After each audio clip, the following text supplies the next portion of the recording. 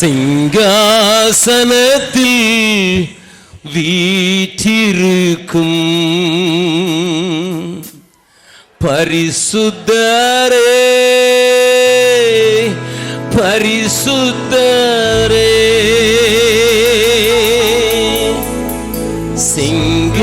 சிங்காசனத்தில் வீற்றிருக்கும் பரிசுத்தரே பரிசுத்தரே, ஆராதனை உமக்கு ஆராதனை, ஆராதனை உமக்கு ஆராதனை, ஆராதனை உமக்கு ஆராதனை, ஆராதனை உமக்கு ஆராதனை. ஏழு குத்து விளக்கில் மத்தியிலே உலாவி வரும் எங்கள் பரிசுத்தரே, ஏழு குத்து விளக்கின் மத்தியிலே உலாவி வரும் எங்கள் பரிசுத்தரே, ஆராதனை உமக்கு ஆராதனை, ஆராதனை உமக்கு ஆராதனை, ஆராதனை உமக்கு ஆராதனை, ஆராதனை உமக்கு ஆராதனை. ஆண்டவரே, எங்கள் வாழ்க்கைக்கு உரியவரே, எங்கள் அர்ப்பணிப்புக்கு பாத்திரரே,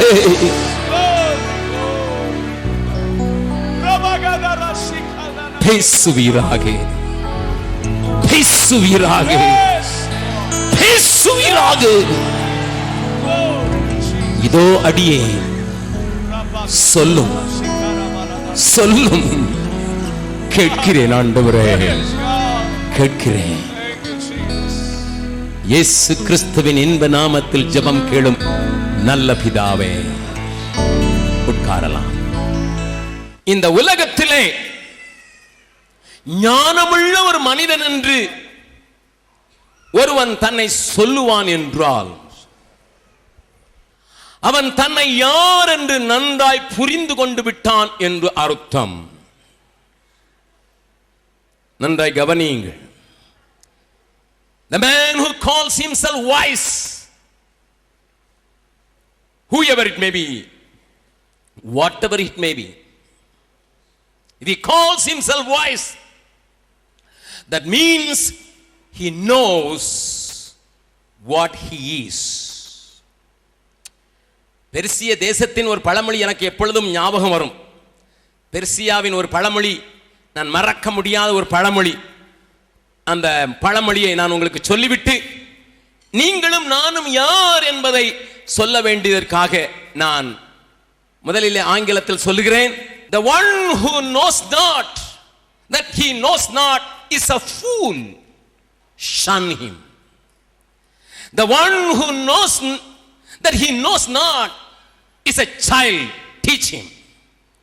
The one who knows not that he knows is in slumber, wake him up. The one who knows that he knows is a wise man, follow him. ஒன்னும் புரிஞ்சிருக்காது.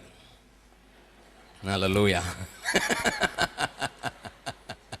மறுபடியும் சொல்கிறேன், ஆங்கிலத்தில் கொஞ்சம் அது அந்த மொழி அழகா இருக்கிறதுனால சொல்றேன், அதுக்கு பிறகு தமிழ்ல சொல்றேன். The one who knows not that he knows not is a fool, shun him. The one who knows that he knows not is a child, teach him. The one who knows not that he knows is in slumber, wake him up.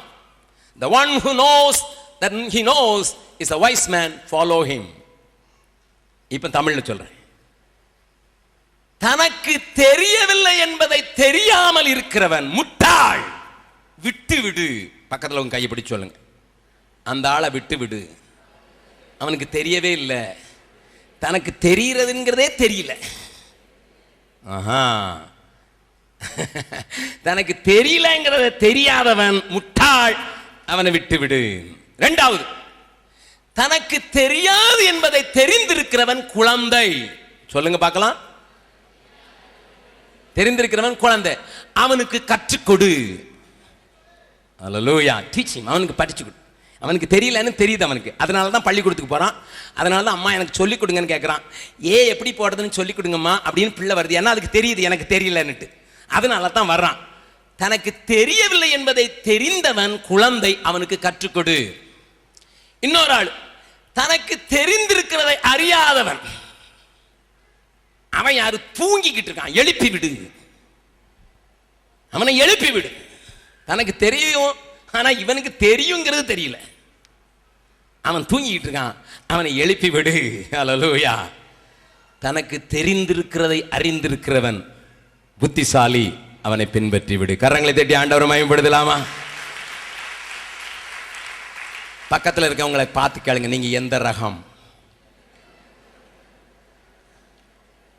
நீங்கள் எந்த ரகம்? That is a very very strong question, isn't it? It is a very strong question. ஆமாம், கேட்டு வைக்கிறதுல ஒன்றும் தப்பு இல்லை. பதில் வருதோ இல்லையோ, நீங்கள் எந்த ரகம்னு கேட்டு வைக்கிறது. நீங்கள் குழந்தையா இருக்கிறீங்களா, இல்லைனா முட்டாளாக இருக்கிறீங்களா, இல்லைனா புத்திசாலியாக இருக்கீங்களா, நான் தூங்கிக்கிட்டு இருக்கீங்களான்னு தெரியறதுல ஒன்றும் தப்பு இல்லையே. என்ன ரகம்னு கேட்டு வச்சுருங்க, அது இப்போ இங்கே எங்கேயாவது கிரியை செய்யும். பக்கத்தில் ஒரு ஆள் உட்காந்துருந்தாலும் என்ன ரகம்னு கேட்டார் பாரு, அதுலேயே ஒரு குத்திச்சு. இப்போ நான் பஸ்ஸில் போகும்போது தான் ஞாபகம் வருது நான் எந்த ரகம்னுட்டு. ஒருவேளை அங்கே போனபடி ஞாபகம் வந்துடலாம், அதனால தான் சொல்கிறதுக்கு. ஓகே, நான் இப்போ நீங்களும் நானும் யாரு, நீங்களும் நானும் யாரு என்கிறது தெரியாதனால தான் இன்றைக்கு சபை தன்னுடைய பணியை செய்யவில்லை என்று நான் தைரியமாக திடமாக ஊழியர்களையும் வைத்துக்கொண்டு சொல்ல முடியும். The church doesn't know. The believers of Jesus Christ, they don't know. That is a problem with the believer as well as the church today. நான் இன்னைக்கு பெரிய பிரசங்கத்தை, ரொம்ப ஆழமான பிரசங்கத்தை இங்க பண்ண போல, சாயங்காலம் அந்த கூட்டத்தில் பண்றேன். இன்னைக்கு சாயங்காலம் அதை விட ஆழமான பிரசங்கம் பண்ண போறேன். நேற்று பண்ணதை காட்டிலும் இன்னைக்கு ஆழமா போக போறேன். அதனால சாயங்கால கூட்டத்தில் அதெல்லாம் பேசலாம். சாயங்கால கூட்டத்தில் I will take you to deeper. But இந்த கூட்டத்தில் நான் சாதாரணமாக நாம் தெரிந்திருக்க வேண்டிய ஒரு காரியத்தை சொல்லுவதற்கு தான் தேவன் என்னோடு கூட இடைபெற்றிருக்கிறபடினால தைரியமாக பேச போகிறேன். நீங்களும் நானும் ஆண்டவருக்கு இந்த பூமியில சாட்சிகள், அவ்வளவுதான். That's all. ஆண்டவர் இஸ்ரவேல் ஜனங்களை பார்த்து சொன்னார், நீங்க எனக்கு சாட்சிகளா இருப்பீங்கன்னு. அவங்க ஃபெயில் ஆனதுனால இப்போ தன்னுடைய சொந்த ரத்தத்தினால மீட்கப்பட்ட சபையை பார்த்து சொல்கிறார், யூ ஆர் மை விட்னஸ். ஹல்லேலூயா. அதனால தான் ஆண்டவர் அபிஷேகத்தையும் கொடுத்தார். பரிசுத்த ஆவி உங்களிடத்தில் வரும்போது நீங்கள் பலனடைந்து எனக்கு எனக்கு இல்ல இல்ல இல்ல அப்படிலாம் இல்ல. பரிசுத்த ஆவி உங்களிடத்தில் வரும்போது பாதி பனை மரம் ஏறுவீர்கள். அப்படியா? இல்ல இல்ல இல்ல. பரிசுத்த ஆவி உங்களிடத்தில் வரும்போது நீங்கள் எனக்கு சாட்சிகளாயிருப்பீர்கள். The main intention of God is to make you a witness. உங்களையும் என்னையும் சாட்சி என்று ஆண்டவர் சொல்லுகிறாரே, இதனுடைய அர்த்தம் என்னையா? நான் எதற்கையா சாட்சி, நான் எதற்கையா சாட்சி என்று சொல்லுகிற அந்த காரியத்தை நீங்கள் புரிந்து கொள்ள வேண்டும் என்பதற்காக சில காரியங்களை ஒரே ஒரு அதிகாரத்திலிருந்து 4 முக்கியமான காரியங்களை நான் பேச போகிறேன். என்னோடு கூட சேர்ந்து திருப்பிக் கொள்ளுங்கள். யோவான் எழுதின சுவிசேஷம் 1வது அதிகாரம். யோவான் எழுதின சுவிசேஷம் 1வது அதிகாரத்தில் இந்த அதிகாரத்தை அடிப்படையாக கொண்டு ஒரே ஒரு காரியத்தை மாத்திரம் நான் உங்களுக்கு காண்பித்துக் கொடுப்பதற்கு தேவ ஆவியானவர் என்னை பலப்படுத்தி இருக்கிறார். அவருடைய வெளிச்சத்திலே நாம் வெளிச்சம் காணத்தக்கதாக தேவன் நம்மோடு கூட கிரியை செய்வாராக. அங்கே ஒரு மனிதன் தன்னுடைய காரியத்தை சொல்லும் போது சொல்லுகிற ஒரு காட்சியை குறித்து நாம் சொல்லுகிறதை வாசிக்கலாம். முதலாவது 15வது வசனத்தை வாசிக்கலாம். யோவான் அவரை குறித்து சாட்சி கொடுத்து, யோவான் அவரை குறித்து, இயேசுவை குறித்து சாட்சி கொடுத்து, எனக்கு பின் வருகிறவர், எனக்கு பின் வருகிறவர், எனக்கு முன் இருந்தவர், எனக்கு முன் இருந்தவர், ஆகையால் அவர் என்னிலும் மேன்மை உள்ளவர் என்று, அவர் என்னிலும் மேன்மை உள்ளவர் என்று சொன்னீர்னேனே, அவர் இவர்தான் என்று, அவர் இவர்தான் என்று சத்தமிட்டு கூறினான். யோவான் ஸ்நானனை குறித்து ஆண்டவர் சொல்லி இருக்கிற இந்த வார்த்தைகள், அவன் சாட்சி கொடுக்க வந்தான் என்கிற வார்த்தையை அங்கேயே நிறுத்திவிட்டதினால் தான் நான் சபையிலே சாட்சி கொடுக்கிறோம். கொஞ்சம் கொஞ்சம் இதை புரிஞ்சு கொள்ள முடியாது. அடுத்த வசனத்தை வாசிக்க முன்னால கொஞ்சம் ஒரு காரியத்தை சொல்லிட்டு போயிடுறேன்.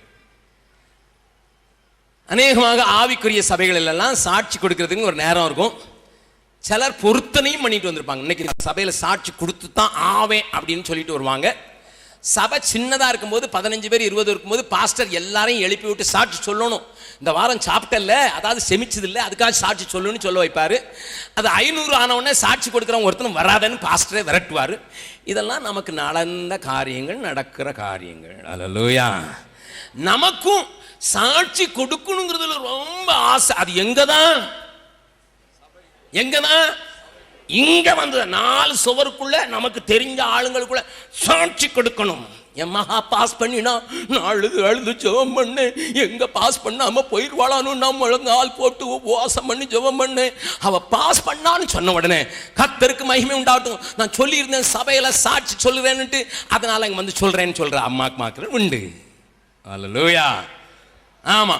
அதுக்கு பிறகு உங்க மேகசீனை என் தலையில வச்சு ஜெபம் பண்ணா தலைவலி போகணும்னு சொல்லி நான் பொருத்தனை பண்ண, இதுல எழுதுனா அப்படி ஜெபம் பண்ணு, அதனால வச்ச நேரத்துல மேகசீனும் போச்சு, என் தலைவலியும் போச்சு. அதனால உங்க மேகசீன்ல நான் சாட்சி எழுதுறேன். சாட்சி எழுதி எதுக்கு சாட்சி எழுதுனா தான் போட்டோ அதுல வரணும். இவனுக்கு வேற எதுவும் வராத, இதுலயாவது வரட்டுமே. அதையும் உபயோகப்படுத்துறதுக்கு ஏராளமான பத்திரிகைகள் இருக்குது. அவங்களுக்கும் அது சந்தோஷம், இவங்களுக்கும் அவங்களுக்கு சந்தோஷம். என் போட்டோ வந்துட்டுன்னா அவங்களுக்கும் ஒரு ஆள் இப்படி ஆள் கிடைச்சிட்டான்னுட்டு. ஹலோ, ஆண்டவர் என்ன சொன்னாருங்கிறதையே நம்ம மறந்துட்டு நம்ம இப்போ வாழுகிறோம் என்பதற்கெல்லாம் இதெல்லாம் அடையாளங்கள். இதெல்லாம் அடையாளங்கள். These are all the science. கவனிங்க, நல்லா கவனிங்க. ஆண்டவர் வார்த்தைகளை அழகாக எழுதி கொடுத்திருக்கிறார். நீ யார் என்பதை புரிந்து கொள்வதற்கு, நான் யார் என்பதை புரிந்து கொள்வதற்கு வேதம் சொல்லுகிற சில காரியங்களை தெளிவாக பேசும்படியாக நான் இந்த காலை வேளையில ஏவப்படுகிறேன். தேவன் உங்களோடு கூட பேசுவார் என்று விசுவாசிக்கிறேன். அந்த வசனத்தை மறுபடி வாசிக்கலாம். யோவான் அவரை குறித்து சாட்சி கொடுத்து, யோவான் அவரை குறித்து சாட்சி கொடுத்து எனக்கு பின் வருகிறவர். யோவானுடைய சாட்சி centered around Christ and Christ exalting testimony alone. இயேசுவை உயர்த்தி காட்டுவதற்காகவே சாட்சி கொடுக்கிற ஒரு நல்ல மனிதன். ஹல்லேலூயா. அது மாத்திரமல்லையாம், இன்னொரு வசனத்தையும் ஆவியானவர் எழுதி வைத்திருக்கிறார். அதையும் வாசித்து விடலாம். அதே 1வது அதிகாரம் 7வது 8வது வசனத்தை வாசிக்கலாம். அவன் தன்னால் எல்லாரும் விசுவாசிக்கும்படி, தன்னால் எல்லாரும் கோடு போடுறதுக்கு வழக்கம் உங்களுக்கு இருந்ததுன்னா எப்படிப்பட்ட வார்த்தையில கோடு போடணுங்கிறத நான் சொல்லித்தரேன். நம்ம கோடு போடுறதெல்லாம் கண்ணீர் விடாத, உடனே ஒரு 2 கோடு. உன் துக்கம் சந்தோஷமா மாறினா 4 கோடு. அதுலயே கோடு போட்டு போட்டு பழகி நம்ம கெடுத்ததெல்லாம் போதும் பைபிளை. இப்போ கோடு போடணும்னா என்ன செய்யணும்? வாசிக்கலாம் மறுபடியும் அந்த வசனத்தை. அவன் தன்னால் எல்லாரும் விசுவாசிக்கும்படி அந்த ஒளியை குறித்து, அந்த ஒளியாகிய இயேசு கிறிஸ்துவை குறித்து சாட்சி கொடுக்க சாட்சியாக வந்தான். இந்த வசனத்துல அவன் போட்டிருக்கிறதுல உங்க பேரை போட்டு கொஞ்சம் வாசிங்க பார்க்கலாம். எல்லாரும் உங்க பேரை போட்டு வாசிங்க பார்க்கலாம். வெஸ்லி தன்னால், என்ன நீ உங்களையும் சேர்த்த சொன்ன, அவரையா சொன்னேன்? எல்லாரும் சொன்ன, நீங்களும் அடக்கம். அல்லேலூயா. அவர் கூட வாசிங்க.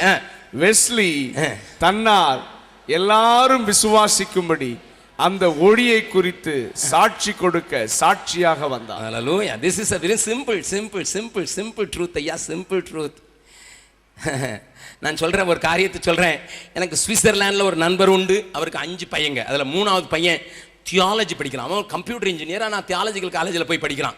அவன் தியாலஜி படிக்கும் போதே திடீர்னு ஒரு நாள் வந்து, ஜெபக்குமார் உன்னுடைய தியாலஜி என்ன அப்படின்னு கேட்டான். என்னுடைய தியாலஜின்னு சொன்னாலே தியோ என்று சொன்னால் இறைவன், இறையியல், அதுக்கு பேர் தான் தியாலஜி. அவன் என்கிட்ட வந்து கேட்டான், Jebakumar what is your theology அப்படின்னு கேட்டான். நான் சொன்னேன், சிம்பிள்.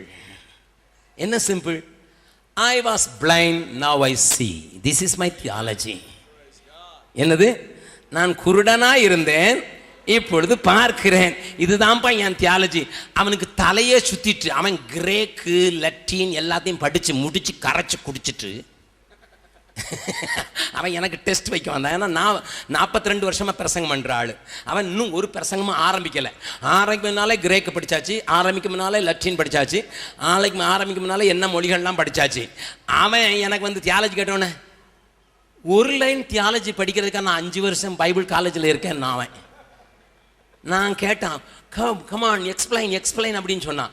நான் சொன்னேன், நான் குருடனாக இருந்தபோது என்ன புரிஞ்சுக்கிட்டேன், நான் யாருன்னு தெரிஞ்சுக்கிட்டேன். எனக்கு ஒருத்தரையும் தெரியல, ஆண்டவரையும் தெரியல, ஆட்களையும் தெரியல. அவர் வந்தாரு, தொட்டாரு, இப்போ கண்ணு திறந்து என்னையும் தெரிஞ்சது, அவரையும் தெரிஞ்சது, ஆளையும் தெரிஞ்சிச்சு. சிம்பிள். என்னையும் தெரிஞ்சது. நான் குருடனா இருக்கும்போது நான் போட்டிருக்க சட்டை வெள்ளையா கருப்பான்னு தெரியாது, அழுக்கா இதான்னு தெரியாது, மோந்து பார்த்து தான் தெரியும். அதுலேயும் சென்ட் ஊற்றிட்டாங்கன்னா அதுவும் தெரியாது, அழுக்கு இருக்குதா இல்லையான்னு தெரியாது. நான் குருடனாக இருக்கும்போது அந்த நிலைமையில் இருந்தால் என்னையும் தெரியாது, நீங்களும் எப்படி இருக்கீங்கன்னு தெரியாது. பிள்ளை பிறந்தா கூட குருடனுக்கு குழந்தை பிறந்தா எப்படி இருக்கும்? மூக்க தொட்டு பார்ப்பான், கண்ணை தொட்டு பார்ப்பான். எல்லாரும் சொல்லுவான், குத்தும் விழிகள் உன் பிள்ளைக்கு அப்படின்னா எங்கே குத்துதும்மா, கையை வச்சு பார்த்தா குத்த மாட்டேங்குது. அவனுக்கு மற்றவங்களையும் தெரியாது, ஆண்டவரையும் தெரியாது. ஆனால் சிம்பிள் தியாலஜி எனக்கு, நான் குருடனா இருந்தேன், இப்போ காண்கிறேன். அவன் அடுத்த மீட்டிங்கில் பேசும்போது சொன்னான், நான் படித்த 5 வருஷ தியாலஜியும் அவுட்டு, ஜெபக்குமாருடைய ஒரு லைன் தியாலஜி தான் பெஸ்ட்டு. ஹல்லேலூயா. அதே மாதிரி உங்களை புரிஞ்சுக்கிட்டதுக்கு தான் மறுபடியும் வாசிக்க போறோம். எல்லாரும் அந்த வசனத்தை வாசிக்கலாமா? அந்த வசனத்தை எல்லாரும் உங்க பேரை போட்டு வாசிக்கலாமா? ஜெபக்குமார் அந்த ஒளி அல்ல, சரி, ஜெபக்குமார் தன்னால் எல்லாரும் விசுவாசிக்கும்படி அந்த ஒளியை குறித்து சாட்சி கொடுக்க சாட்சியாக வந்தான். ஜெபக்குமார் அந்த ஒளி அல்ல, அந்த ஒளியை கொடுக்க குறித்து சாட்சி கொடுக்க வந்தவனாயிருந்தான். That's all. Simple. Who I am? This is what I am. This is what I am. இதான் நாயா. எல்லாரும் விசுவாசிக்கும்படியாக இயேசுவை குறித்து சாட்சி கொடுக்கவே நான் அழைக்கப்பட்டிருக்கிறேன். அறிஞர்கள் ஆமோதிக்கிறவர்கள் மாத்திரம் ஒரு பெரிய அல்லேலூயா சொல்லலாமா? Good, very good. கர்த்தருடைய பரிசுத்த நாமத்துக்கு ஸ்தோத்திரம். நல்ல கவனிங்க, சாட்சி கொடுக்க சாட்சியாக வந்தான். That is a very important statement. அவரை குறித்து சாட்சி கொடுக்க சாட்சியாக வந்தான். நான் கொடுக்கிறது மாத்திரமல்ல, நானே சாட்சி. ஹல்லேலூயா. இப்போ அந்த யோவான் இடத்துல இருந்து நம்ம கற்றுக்கொள்ள வேண்டிய ஒரு காரியம் உண்டு. ஏனென்றா இதுதான் மிஷனரி தரிசன கூடுகையினோட கருத்து. எல்லாரும் விசுவாசிக்கணும். என்னால முடிஞ்ச அளவுக்கு எல்லாரும் அந்த ஒளியாகிய எந்த மனுஷனையும் பிரகாசிப்பிக்கிற அந்த மெய்யான ஒளியை எல்லாரும் விசுவாசிக்கணும். அதுதான் ஐயா மிஷனரி தரிசனம், அதுதானே மிஷனரி தரிசனம். அப்ப யோவான் என்ன செய்தானா, அதை நான் செய்துட்டேன்னா நானும் நீங்களும் நிச்சயமாக தேவன் எதிர்பார்க்கிற சாட்சியாக வாழ்ந்துவிட முடியும். Simple, very very simple. Christian life is the easiest life in the world. கிறிஸ்தவ வாழ்க்கை போல ஒரு லகுவான வாழ்க்கை இல்லை, ஆனந்தமான வாழ்க்கை இல்லை. அது கல்லும் முள்ளும் இருந்தாலும் கூட அதை போல லகுவான வாழ்க்கை இல்லை இல்லை இல்லை. கல்லும் முள்ளுகளுள்ள கடின பாதையிலே கஷ்டங்கள் நஷ்டங்கள் ஆகமதை வருத்த, கல்லும் முள்ளுகளுள்ள கடின பாதையிலே கஷ்டங்கள் நெருக்கங்கள் ஆகமதை வருத்த, எல்லையில்லா எதிர் எமக்கு வந்தாலும் வல்லவர் இயேசு நம் முன் செல்கிறார். எல்லையில்லா எதி எமக்கு வந்தாலும் வல்லவர் இயேசு நம் முன் செல்கிறார். இயேசு நல்லவர், இயேசு வல்லவர், இயேசுவை போல் வேறொரு நேசர் இல்லையே. இயேசு நல்லவர், இயேசு வல்லவர், இயேசுவை போல் வேறொரு நேசர் இல்லையே. எல்லாரும் பாடலாமா? கல்லும் முள்ளுக உள்ள கடின பாதையிலே கலக்கங்கள் நெருக்கங்கள் அகமதை வருத்த. கல்லும் முள்ளுகள் உள்ள கடின பாதையிலே கலக்கங்கள் நெருக்கங்கள் அகமதை வருத்த. எல்லையில்லா எதி எமக்கு வந்தாலும் வல்லவர் இயேசு நம் முன் செல்கிறார். எல்லையில்லா எதி எமக்கு வந்தாலும் வல்லவர் இயேசு நம் முன் செல்கிறார். இயேசு நல்லவர், இயேசு வல்லவர், இயேசுவை போல் வேறொரு நேசர் இல்லையே. இயேசு நல்லவர், இயேசு வல்லவர், இயேசுவை போல் வேறொரு நேசர் இல்லையே. நல்ல கவனிங்க. கிறிஸ்தவ வாழ்க்கை இவ்வளவு அழகான வாழ்க்கை என்றால் எனக்கு வேற ஒண்ணும் வேலை இல்லை. நான் சாட்சி ஐயா. கண்டதை கேட்டதை அறிந்ததை சொல்றதுக்கும் காண்பிக்கிறதுக்கும் பிறந்தவன், அவ்வளவுதான். அல்லேலூயா. கண்டதை கேட்டதை அறிந்ததை சொல்றதுக்கு, அவ்வளவுதான். finish, simple. It's a very simple life, easy life.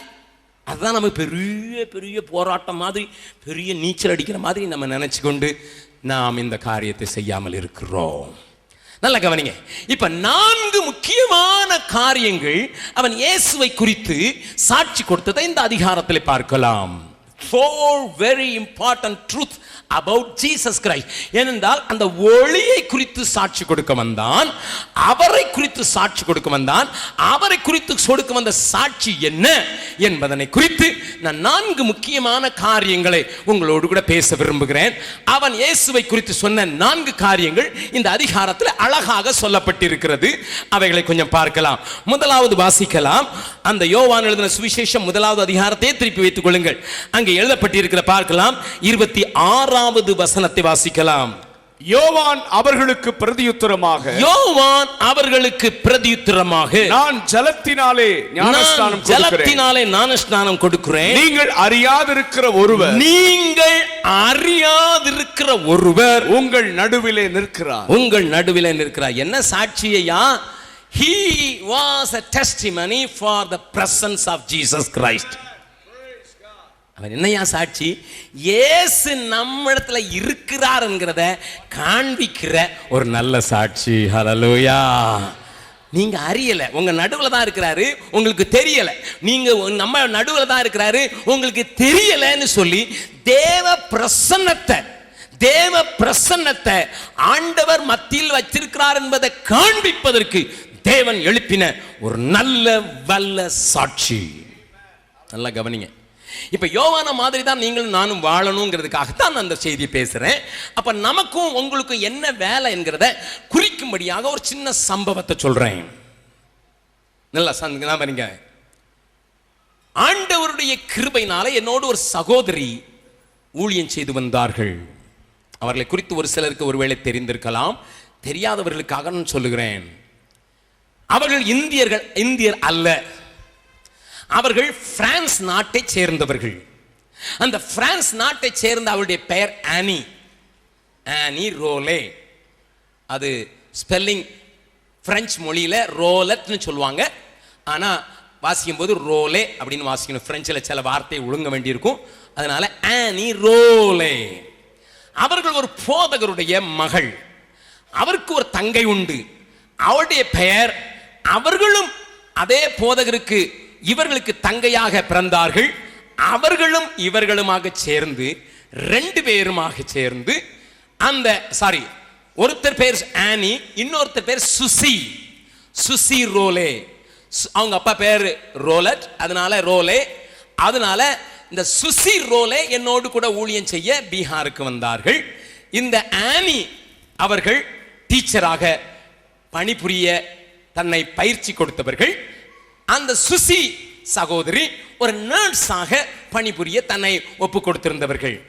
ரெண்டு பேரும் ஒரே கூட்டத்தில் இருக்கும் போது தேவன் அவர்களோடு கூட நெருக்கமாக பேசினார். இரண்டு பேரையும் ஒரே நேரத்தில் கூப்பிட்டார், இந்தியாவுக்கு போக சொன்னார்.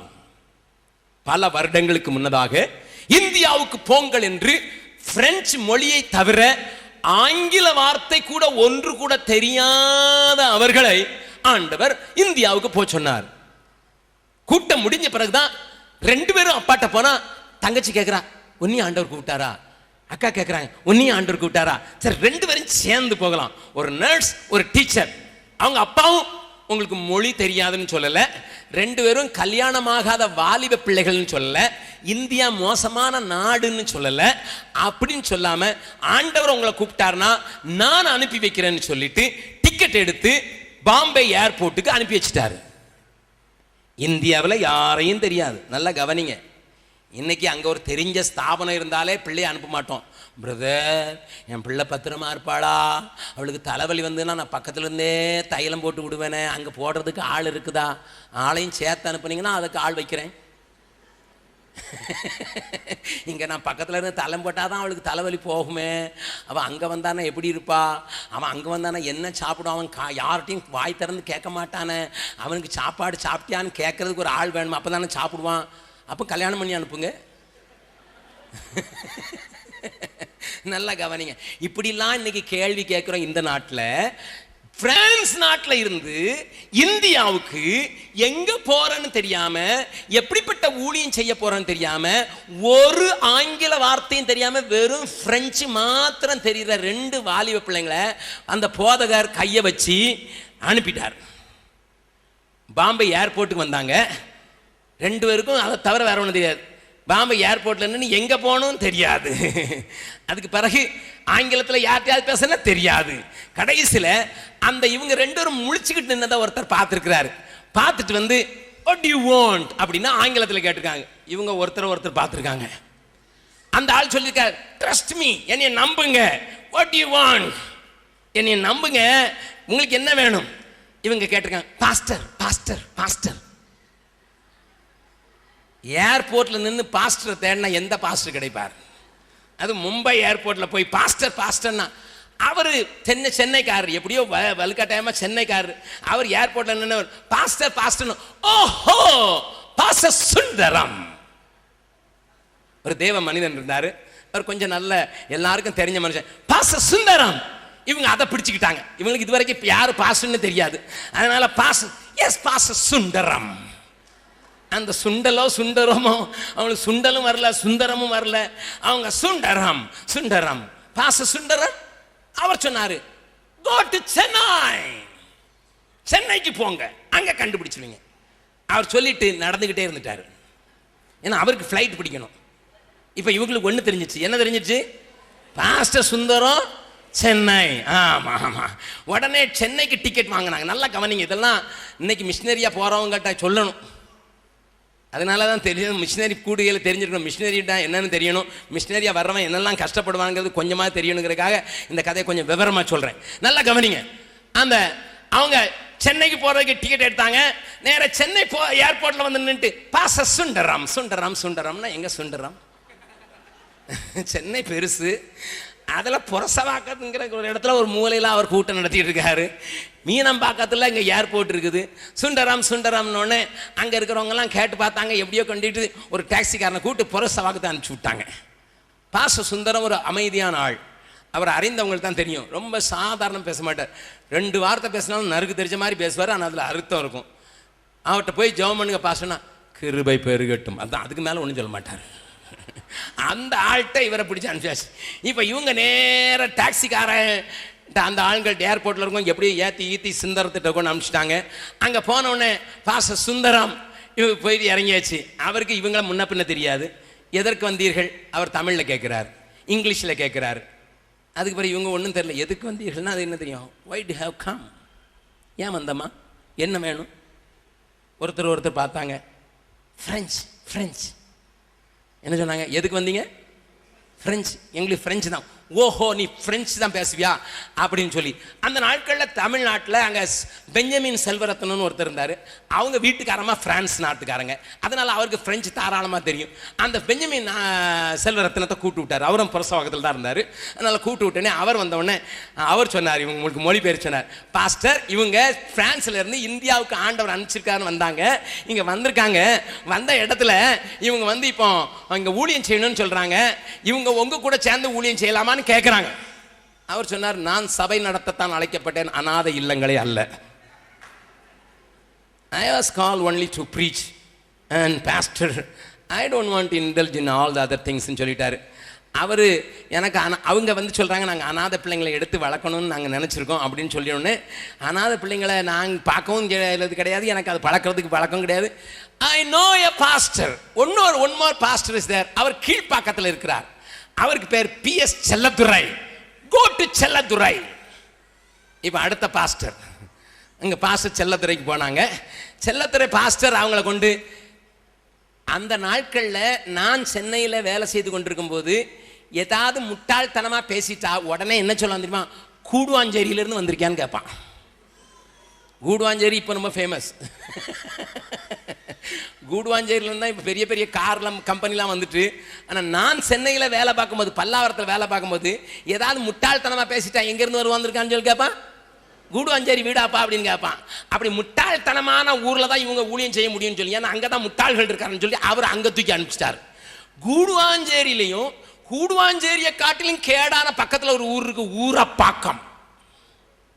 அந்த ஊருக்கு அனுப்புனா அங்கே போய் ஒரு குடிசையை வாடகைக்கு எடுத்து அங்கே அவங்க தங்க ஊழியத்தை ஆரம்பித்தாங்க. தமிழ் தெரியாது, ஆங்கிலம் தெரியாது, ஃப்ரெஞ்சு மட்டும்தான் தெரியும்.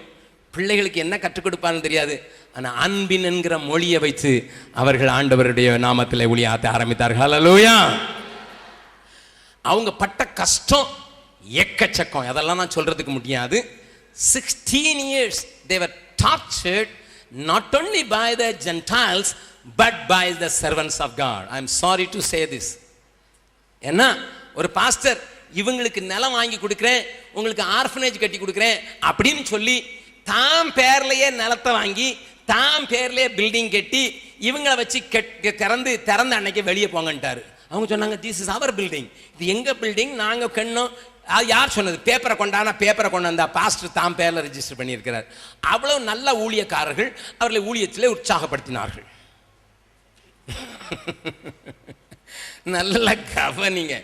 இப்படி பலவிதமான துன்பங்களை அனுபவிச்சாலும் எப்படி ஆயினும் ஆண்டவர் எங்களை அழைத்த ஊழியத்தில் நிற்போம் என்று சொல்லி 2 பேரும் திருமணம் செய்யாமல் தாங்கள் வளர்க்கிற பிள்ளைகளுக்கு தாயாகி அவர்களை வளர்த்து மார்பிலே போட்டு அணைத்து அவருடைய பிள்ளைகளையும் வளர்த்து அப்படியாக ஊழியம் செய்து கொண்டிருக்கிற நாட்களிலே ஒரு நாள் நான் சென்னையிலே பேசிக்கொண்டிருந்த அந்த கூட்டத்திற்கு அந்த நர்ஸாக இருந்த சகோதரி சுசி அவர்கள் அங்கே வந்தார்கள். அவர்கள் வந்தபோது எனக்கு முன்ன பின்ன அதிகமாக தெரியாது. அவர்கள் கூட்டத்தில் இருந்தார்கள். நான் அன்றைக்கு பேசின செய்தி அவர்களை ஆழமாக தொட்டதினாலே அவர்கள் ஒன்று செய்தார்கள். அந்த கூட்டத்தில் யார் வட இந்தியாவுக்கு போவதற்கு ஆயத்தம் என்று சொன்னபோது முதல் ஆளாக எழுந்து நின்றது சுசி சிஸ்டர் தான். என்னை காட்டிலும் 2 வயது பெரியவர்கள், 2 வயது பெரிதான அவர்கள் எழுந்து நின்றார்கள். நேரடியாக முன்னுக்கு வந்தார்கள். Brother, can I come? நான் வரலாமா? நான் சொன்னேன், கம் சிஸ்டர் கம், வாங்கள் என்று சொன்னேன். கஷ்டங்கள் உண்டு, இன்னொரு மொழி படிக்க வேண்டும், மிகுந்த கஷ்டங்கள் உண்டு, வருகிறீர்களா என்று சொன்னேன். வருகிறேன் என்று சொன்னார்கள். ஆகையினாலே அவர்களை கூட்டிக் கொண்டு நான் பீகாருக்கு சென்றேன். பீகாரில் வந்து எங்கள் வீட்டில் நாங்கள் ஒரு வாடகை வீட்டில் இருந்தோம். அப்பொழுது எங்கள் கையில் ஒரு 15 பிள்ளைகள், அனாதை பிள்ளைகள் இருந்தார்கள். 12 வேதாகமத்தை படிக்கக்கூடிய 1 வருஷ கோர்ஸ் படிக்கக்கூடிய வட இந்தியர்கள் இருந்தார்கள். அதோடு கூட எங்களுடைய 3 குடும்பங்கள் அந்த வீட்டில் இருந்தது. ஆகையினால அந்த வீட்டில் 4 டாய்லெட் உண்டு. அவர் வந்தார்கள், பெட்டி இறக்கினார்கள். என்னுடைய மனைவியிடத்தில் சொல்லி நன்றாக தமிழ் பேசுவார்கள். சென்று வீட்டை சுற்றி பார்த்தார்கள். வந்து உடனடியாக துணியை கூட மாற்றவில்லை, குளிக்கவும் இல்லை. பல மணி நேரம் டிராவல் பண்ணி போயிருக்கிறோம். கிட்டத்தட்ட 64 மணி நேரங்கள் டிராவல் பண்ணி நாங்கள் பீகாருக்கு போயிருக்கிறோம். அந்த பிரயாண களைப்பு கூட தெரியாமல் அவர்கள் வந்து சொன்னார்கள், பிரதர், நான் I found a job in this house என்று சொன்னார்கள். இந்த வீட்டிலே எனக்கு ஒரு வேலையை நான் பார்த்து விட்டேன், நீங்கள் மறுக்கக்கூடாதுன்னு சொன்னார். நான் சொன்னேன், இப்போ தான் வந்திருக்கீங்க சிஸ்டர், இவ்வளோ நேரம் ட்ராவல் பண்ணி வந்திருக்கீங்க, கல்கட்டாவில் வேறு ட்ரெயின் லேட்டாக வந்ததுனால நம்ம ஒரு ட்ரெயினை மிஸ் பண்ணிவிட்டு அடுத்த ட்ரெயினில் வந்திருக்கோம், நீங்கள் களைச்சிருக்கீங்க. அவங்க கவலைப்பட்டவே இல்லை. பயங்கரமான சூடு காலத்தில் வந்திருக்கீங்க, போய் முதல்ல ரெஸ்ட் பண்ணுங்க, ரிஃப்ரெஷ் பண்ணுங்க, சாப்பிடுங்க, அதுக்கு பிறகு உட்காந்து பேசலான்னு சொன்னால் அவங்க ஒன்றும் சொல்ல. அவங்க என்கிட்ட சொன்னாங்க, எனக்கு இப்போ ஒரு வார்த்தை கூட ஹிந்தி தெரியாது, நான் வெளியே போய் ஊழியம் செய்ய முடியாது, உங்கள் வீட்டில் இருக்கிற அநாத பிள்ளைகிட்ட பேச முடியாது, உங்கள் ஸ்கூலில் இருக்க பைபிள் ஸ்கூல் பிள்ளைங்களுக்கு படித்து கொடுக்க முடியாது, நான் பேசுகிற தமிழ் அவர்களுக்கு தெரியாது, அவர்கள் பேசுகிற ஹிந்தி எனக்கு தெரியாது, ஆனால் ஒரு வேளை எனக்கு நிச்சயமாக தரணும். நான் கேட்டேன், என்ன சிஸ்டர் என்ன சொல்கிறீங்க, என்னத்தை கண்டுபிடிச்சிங்க? இந்த வீட்டில் 4 டாய்லெட் இருக்கு, இன்னையிலிருந்து நான் தான் டாய்லெட் கழுவுறது. எனக்கு தலையும் புரியலை, காலும் புரியலை, தலையை சுத்துது. Because I been to their house. பின்னதாக அவருடைய வீட்டுக்கு நான் போயிருக்கிறேன். அவருடைய சகோதரி ஒருத்தர் பிரான்ஸ் தேசத்தில் ஒரு பெரிய வயோதிப இல்லத்தை நடத்துகிறார்கள். It was like a 7-star hotel. அவங்க வயோதிபர் இல்லத்தை நடத்துகிறதையே 7 நட்சத்திர ஹோட்டல் மாதிரி அவ்வளோ அழகாக இருக்கிற ஹோட்டலுக்கு நான் 3 தடவை போயிருக்கிறேன், பிரசங்கம் பண்ணியிருக்காங்க. போய் எனக்கு அவங்களுடைய நிலைமை தெரியும். எங்கள் வீட்டில் வந்து நான் மிஷினரி பிரதர், நான் ஒரு மிஷினரியாக வந்திருக்கேன், தேவனுக்கு ஊழியம் செய்கிறதுக்கு வந்திருக்கேன், தேவ பிள்ளைகளுக்கு ஊழியம் செய்ய வந்திருக்கேன், அதனால் நான் 4 டாய்லெட்டையும் கழுவுற வேலை வேறு யாரும் செய்யக்கூடாது, நான் தான் செய்வேன் பிடிவாதமாக பின்னாங்க.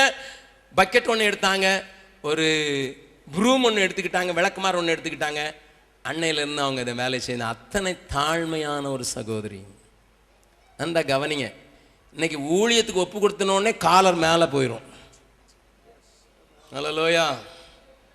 பாஸ்டர்னு சொன்னால் வந்தவொடனே சேர் போடலாம், அடுத்த நேரம் உங்கள் வீட்டுக்கு வரமாட்டார். என்னையா ஊழியக்காரன் வந்திருக்கேன், வீட்டுக்கு வந்தோடனே சேர் கூட போட மாட்டேங்கிறாடே.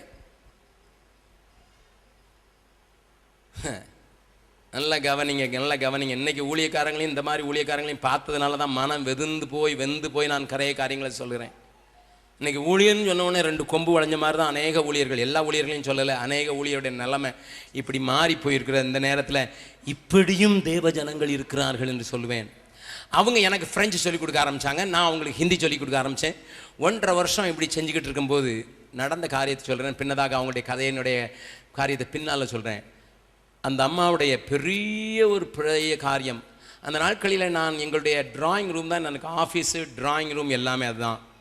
நாங்கள் படுக்க அறையும் அதுதான். ராத்திரி அது படுக்க அறை, பகலில் அது டிராயிங் ரூம், அது மற்ற நேரத்தில் என்னுடைய அலுவலகமாக இருந்தது.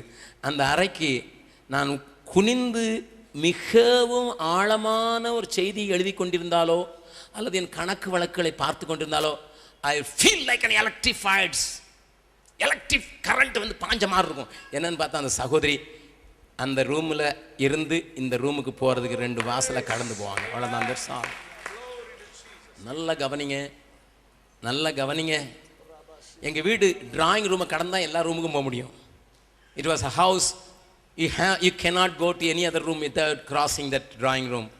அவங்க எல்லா தடவையும் அவங்க ரூமுக்கு போகணும். அவங்க இருந்தது என்ன தெரியுமா, ஒரு ஸ்டேர் கேஸுக்கு கீழே அவங்களுக்கு அவ்வளோதான் இடம் கொடுக்க முடிஞ்சது. எங்களுக்கு ஒரு ஸ்டேர் கேஸுக்கு கீழே சும்மா ஒரு அடைப்பு வச்சு ஒரு படுக்கை மட்டும் போடுற மாதிரி ஒரு அறையை கொடுத்துருந்தோம்.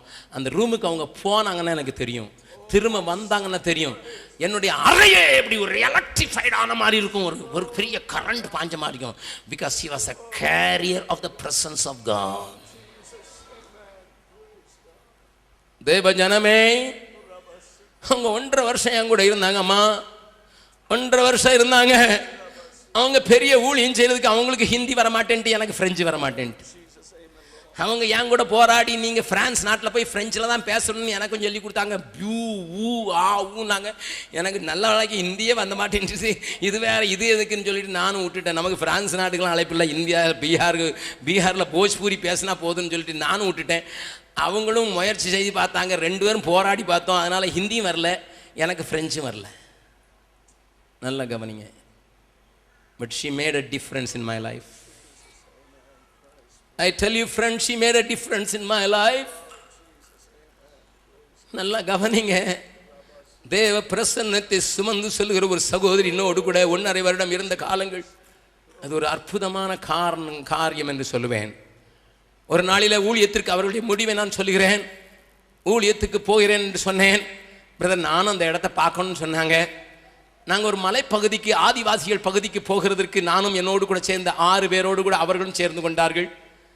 2 சிஸ்டர்ஸ், 4 பிரதர்ஸ், நான் 7 பேர் போனோம். மலையில் ஏறுறது கஷ்டப்பட்டு ஏறினோம். அங்கே எங்களுக்கு இருந்ததெல்லாம் ஒரு மண் வீடு தான். அதுக்கு செவரு கிடையாது, அதுக்கு கதவு கிடையாது. மண் வீட்டில் தான் தங்கணும்.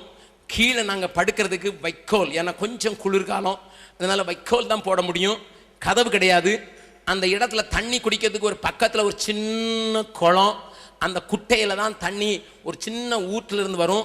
அதைத்தான் குடிப்பாங்க, அதில் தான் மாடு கழுவாங்க, அதில் தான் குளிக்கணும். வேற ஒரு ஃபெசிலிட்டியும் கிடையாது. அந்த குட்டையின் பக்கத்தில் எங்களுக்கு ஒரு சின்ன லேண்டை ஒருத்தர் கொடுத்துருந்தனால ஒரு மண் வீடை கட்டி அங்கே நான் குடியிருந்தோம். அங்கே தான் ராத்திரி படுக்கணும். நாங்கள் 7 பேரும் படுத்திருக்கோம் ஒரே அறையில்.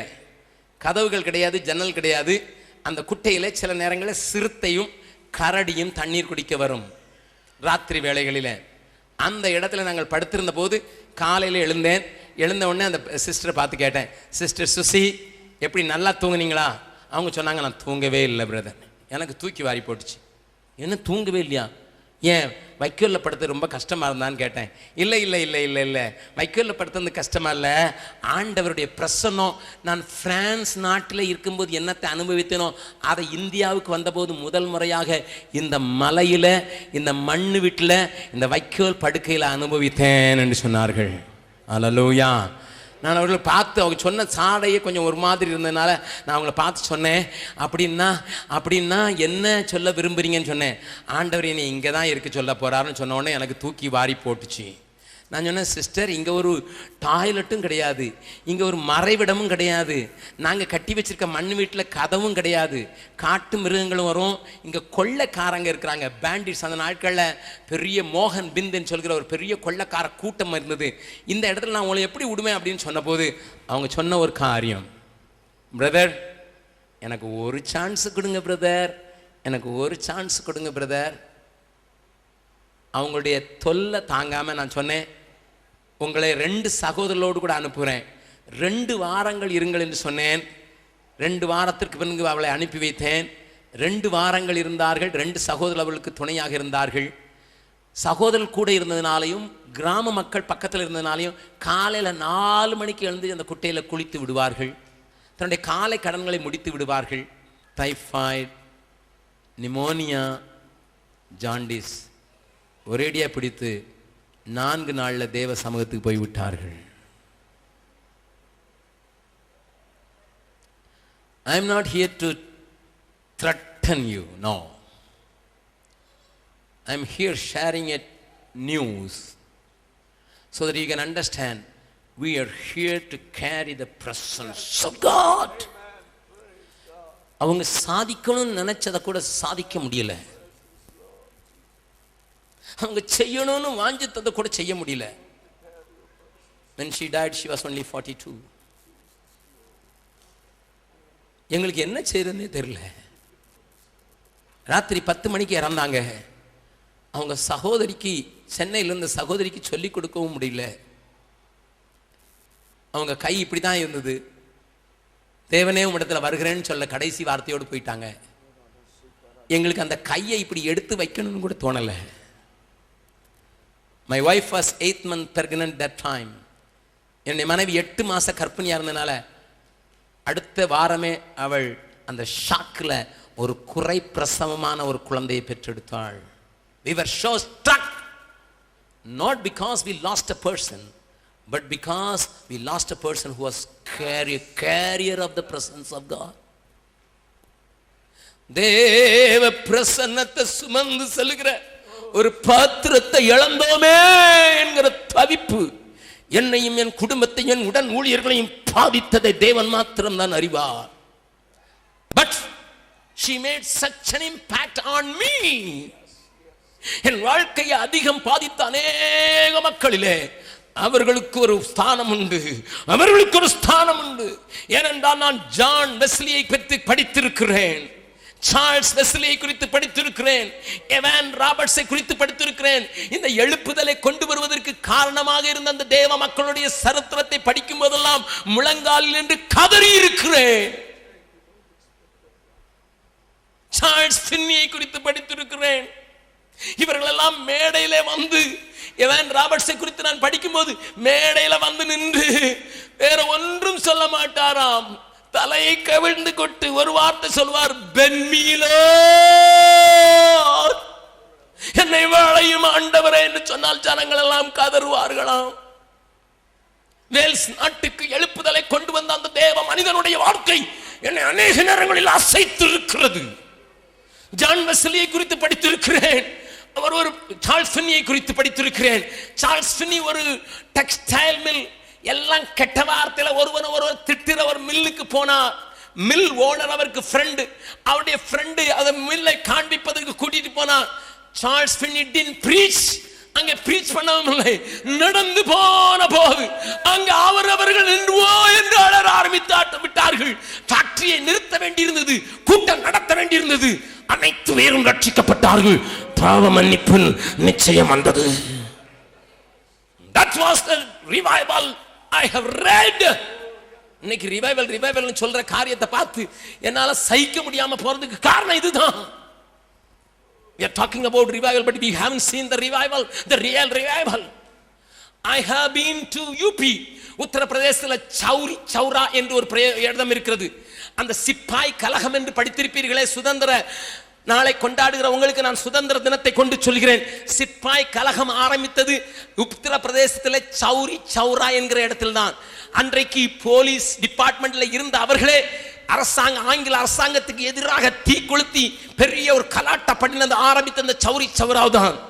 அந்த பட்டணத்துக்கு அங்கே நடந்த ஒரு கிறிஸ்தவ பள்ளிக்கூடத்தின் ஹாஸ்டலுக்கு அங்கே இருந்த பெண் பிள்ளைகளுக்கு கூட்டம் நடத்தும்படியாக அழைக்கப்பட்டிருந்தேன். அதுவரை நான் அங்கே போனதில்லை. But what I have seen was a repetition of what God did in Evans Roberts' time. அங்கே நான் போன போது அங்கே நடந்த காரியம், நான் போய் நின்று முதல் பிரசங்கத்தின் 15 நிமிடங்கள் பிரசன உடனே ஓ என்கிற ஒரு அலறல் சத்தம் கேட்டது. அவ்வளவு பெண் பிள்ளைகள், வாலிப பிள்ளைகள், வயதுக்கு வந்தவர்கள் ஓ என்று அலறுகிற சத்தம் கேட்டது. என்னால் பிரசங்கிக்க முடியவில்லை. என்னால் அதற்கு மேல் நான் போக முடியவில்லை. அந்த பிள்ளைகள் அழுது புரண்டு கரண்டார்கள். ஐயோ நாங்கள் பாவம் செய்தோம் என்று அழுதார்கள். என்ன என்று எனக்கு விளங்கவில்லை. 4 மணி நேரம் அழுதார்கள் தொடர்ச்சியாக. அவர்களை தூக்கி கொண்டு தான் ஹாஸ்டலுக்கு எடுத்து செல்ல வேண்டியதாயிற்று.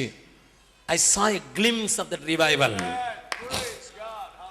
தேவ ஜனமே, இந்த தேசத்துக்கு ஒரு எழுப்புதல் வேண்டியதற்கு தேவன் உன்னை என்னை தான் எதிர்பார்க்கிறார். உன்னை என்னை தான் எதிர்பார்க்கிறார்.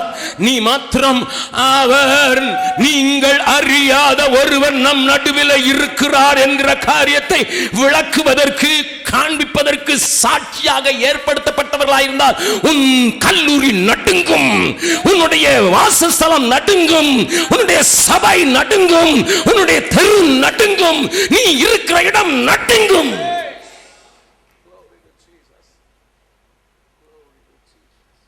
தேவ ஜனமே, யோவான் அவரை குறித்து சாட்சி கொடுத்ததெல்லாம் எப்பா நம்ம நடுவில் இருக்கிறார்ப்பா. He brought the knowledge of the presence of God. He brought the knowledge of the presence of God. தேவனுடைய சமூகத்தை குறித்த ஒரு அறிவை ஜனங்கள் அறியாம இருந்த நேரத்தில், ஜனங்களுக்கு புரியாம இருந்த நேரத்தில் அவர் மத்தியில் கொண்டு வருவதற்கு தேவன் உபயோகப்படுத்தின ஒரு நல்ல சாட்சி. சாட்சி சொல்ல போறீங்களா, சாட்சியா வாழ போறீங்களா? பக்கத்தில் உங்க கையை பிடிச்சு கேளுங்க. சாட்சி சொல்ல போறீங்களா, சாட்சியா வாழ போறீங்களா? சாட்சி சொல்றதுன்னா எல்லாம் சொல்லலாம். ஆமா, போன வாரம் தான் ஒரு செய்தி கேட்டேன். ஒருத்தர் சொன்னார், நான் ஆண்டவர்கிட்ட கேட்டேன், நீர் சிலுவையில் தொங்கின பாடை கொஞ்சம் காட்டும். அப்போ அவர் எலும்பு மேலே இருந்து கீழே போச்சு, கீழே இருந்து மேலே வந்துச்சு, ஆண்டவர் எனக்கு காண்பித்தார் அப்படின்னு சொன்னார். எலும்பு கீழே இருந்து மேலே போச்சான், மேலேருந்து கீழே வந்துச்சான். இதுக்கு நான் போய் அதை கேட்டால் தெரியுமா, இதில் எழுதியிருக்குல்ல, இது எழுதினது போதாதான், இதில் எழுதியிருக்குது போதாதான்.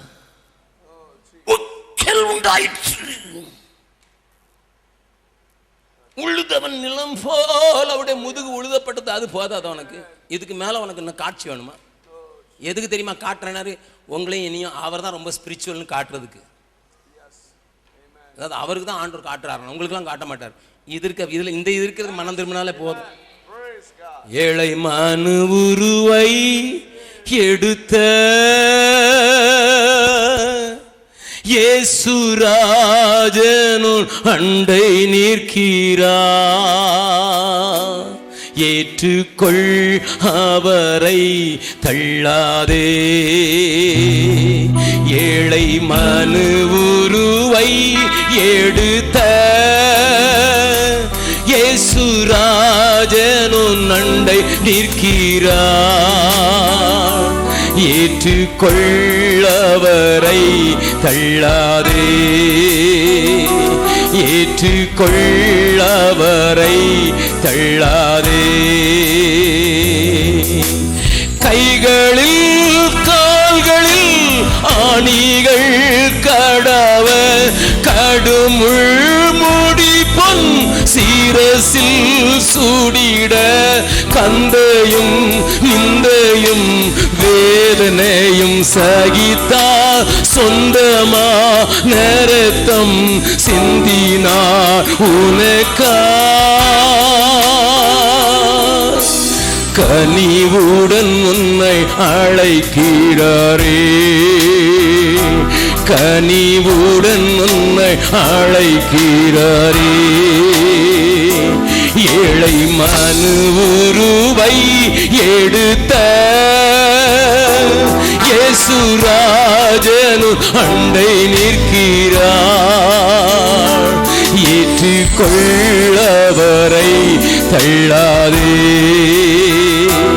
ஏற்றுக்கொள்ளவரை தள்ளாதே. அவர் தலையை சாய்க்கவோ ஸ்தலமும் இல்லை. அன்று தாகத்தை தீர்க்கவோ பானமும் இல்லை. ஆறுதல் சொல்லவோ அங்கே ஒருவரில்லை. அருமை இரட்சக தொங்குகிறார் தனியே. அந்த பாடுகள் உன்னை மீட்கவே. அந்த பாடுகள் உன்னை மீட்கவே. ஏழை மனு உருவை எடுத்த இயேசுராஜனு அண்டை நிற்கிறார். ஏற்றுக்கொள்ளவரை தள்ளாதே. ஏற்றுக்கொள்ளவரை தள்ளாதே. என் வார்த்தை சொல்லுகிற இந்த வார்த்தை எனக்கு போதும். அவர் தலையை சாய்க்க ஸ்தலமும் இல்லை. அவருடைய தாகத்தை தீர்க்க யாரும் இல்லை. ஆறுதல் சொல்லவும் ஒருவரும் இல்லை என்கிற வார்த்தை என்ன உருக்காதா? அந்த எலும்பு மேல போய் கீழே வந்ததை நான் பார்த்தாதான் உருகுவேனா? People wanted to show you that they are super spiritual people. No! It is all trying to exalt themselves. We are more spiritual. மேல மேல அடிக்கடி போயிட்டு வர்ற ஆளுன்னு சொல்றதுக்காக காண்பிக்கிறான். மாயத்தை நம்பி மயங்கிறாதே. நீங்கள் அறியாத ஒருவர் உங்கள் மத்தியில் நிற்கிறார். உன்னை என்னையும் அவரை சுமந்து செல்லுகிற பாத்திரமாக நான் தொடும்போதே, அல்லேலூயா, நான் தொடும்போதே மற்றவனுக்குள்ள ஒரு பாவ உணர்வு உண்டாகத்தக்கதாக என்னை ஒரு பைரமான ஒளியாக, வெளிச்சமாக, அக்னியாக மாற்றும் என்று வேண்டிக் கொண்டால், இன்றைக்கு இருக்கிற கிறிஸ்தவ சபைகளும் கிறிஸ்தவர்களும் அப்படி மாறிவிட்டால் இந்த தேசம் குலுங்கித்தானே ஆக வேண்டும், அசைந்துதானே ஆக வேண்டும். அப்படிப்பட்ட சாட்சியாகத்தான் தேவன் உன்னையும் என்னையும் நிறுத்த வாஞ்சிக்கிறார். God is looking for somebody who is willing to surrender this way. I'm telling with tears in my heart. இதயத்தின் ஆழத்திலிருந்து கண்ணீரோடு சொல்லுவேன், இந்த தேசம் எதிர்பார்ப்பெல்லாம் பெரிய அலங்காரமான மேடைகளிலே அலங்காரமான தோரணையோடு கூட நின்று பேசுகிறவர்களே அல்ல. ஏமாந்து போகாதீர்கள். இந்த தேசம் எதிர்பார்க்கிறதெல்லாம் பெரிய அலங்காரமான மேடைகளிலே அலங்காரத்தை ஏராளமாய் வீசி எறிந்து அதன் மூலம் இயேசுவை நிரூபிக்கிறவர்களை அல்ல அல்ல அல்ல. சுதந்திர தினத்தை கொண்டாடுகிற நீ ஒன்றை யோசித்து பார்த்திருக்கிறாயா? மகாத்மா காந்தி என்ன பெரிய கோட்டு சூட்டு போட்டு வந்து நின்னாரு. அவரை பார்த்து சர்ச்சில் என்கிற பிரிட்டிஷ் பிரைம் மினிஸ்டர் சொன்னது, அந்த ஃபக்கீர் பிச்சைக்காரன். ஃபக்கீர்னா உருது வார்த்தையில் பிச்சைக்காரன் என்ன தெரியுமா? ஃபக்கீர்னா பிச்சைக்காரன். அந்த 4 முழ துண்டு கட்டியிருக்கான அந்த பிச்சைக்காரனை உள்ள கொண்டு வா. தட் வாஸ் சர்ச்சில். 4 முழம் துண்டு இந்த தேசத்துக்கு விடுதலையை ஆங்கிலேயர் கையிலிருந்து வாங்கி கொடுக்குமானால், என் அருமை சகோதரா சகோதரியே, இன்றைக்கு இயேசுவை நம்மத்தில் நிரூபிக்கிறதற்கு, வாழ்ந்து காட்டுவதற்கு தான் தேவன் உன்னை இவனை அழைக்கிறார் என்பதை மறந்து விடாதே. அடுத்த வசனத்தை வாசிக்கலாம். 27வது வசனமா? அவர் எனக்கு பின் வந்தும் என்னிலும் மேன்மையுள்ளவர் அவருடைய பாதரட்சையின் வாரை அவிழ்ப்பதற்கும் நான் பாத்திரன் அல்ல. What John wanted to say, என்ன யோவான் சொல்ல விரும்புகிறான்? என்ன சொல்கிறான்? நான் சொல்லுகிற ஆண்டவர் மகா பெரியவர். கரங்களை தட்டி ஆண்டவரை மகிமைப்படுத்தலாமா? ஹல்லேலூயா! என் ஆண்டவர் மகா பெரியவர், மிகவும் பெரியவர், மிகவும் உன்னதர், மிகவும் உயர்ந்தவர், மிகவும் மேன்மையானவர். உடனே நீங்க சொல்லுவீங்க, நம்ம ஊர்ல இப்ப நடக்கிற கதை என்ன தெரியுமா? பெரியவர், great is the Lord, greatly to be praised ன்னு சொன்னா, great power should be exerted by the preacher. That is what we are thinking. ஆண்டவர் பெரியவர்னு சொல்லியாச்சுன்னா பெரிய அற்புதம் நடக்கணும், அப்பதான் பெரியவர்னு சொல்லி நிரூபிக்கிறேன்னு சொல்லி ஒரு தவறான உபதேசம் நம்மை ஆட்கொண்டிருக்கிறது. I am not against miracles, please understand. I am not against miracle. நேற்றைய தினத்தில் சென்னை வந்தேன். ஒரு பாஸ்டர் ஓடோடி வந்து, அண்ணே நீங்க போன வருஷம் ஜூலை மாதம் 15ஆம் தேதி எங்க சர்ச்சை திறந்து வைக்கும் போது ஒரு அப்பா அம்மாவை கூட்டிட்டு வந்தல. ஆமா, அவங்க தலையில கை வச்சு சொன்னீங்க, உங்களுக்கு நாங்க ஒண்ணுமே சொல்ல, அவங்க வரிசையில் தான் வந்தாங்க, நீங்க கை வச்ச உடனே சொன்னீங்க உங்க பிள்ளைக்கு குழந்தை இல்லைன்னு ரொம்ப வருத்தப்பட்டு இருக்கீங்க, கர்த்தர் குழந்தைய கொடுக்குறான்னு சொல்லிட்டு நீங்க பாட்டுக்கு போயிட்டீங்க. அவங்க சொல்லாமலே இவருக்கு எப்படி தெரிஞ்சதுன்னு யோசிச்சுக்கிட்டு இருந்தாங்களாம். போன ஜூலை மாதம், இந்த ஜூலை மாதம் அவளுக்கு ரெட்டை பிள்ளை பிறந்திருக்குன்னு உங்களுக்கே காணிக்க கொடுக்கணும்னு காணிக்க கொடுத்தா நேற்று கொடுத்தார். ஹல்லேலூயா! நான் உடனே என்ன சொல்லணும்? தேவன் பெரியவர், அந்த பெரிய இதுவனுக்கு நான் ஊழியக்காரன், நான் சொன்னதுனால தான் ரெட்டை பிள்ளை. எனக்கு தெரியவே செய்யாது. காக்கா உட்கார பனம்பழம் உளுந்த மாதிரி தான். ஏதோ கையை வச்சு ஆண்டவர் சொன்னதை சொன்னேன், அவங்களுக்கும் ரெட்டை குழந்தை பிறந்துட்டு. அதனால இங்கே யாராவது குழந்தை இல்லைன்னா வந்து என் கல்லையும் கைவை எனக்கு ரெட்டை பிள்ளைன்னு எனக்கு தெரியாதியா. ஆயிரம்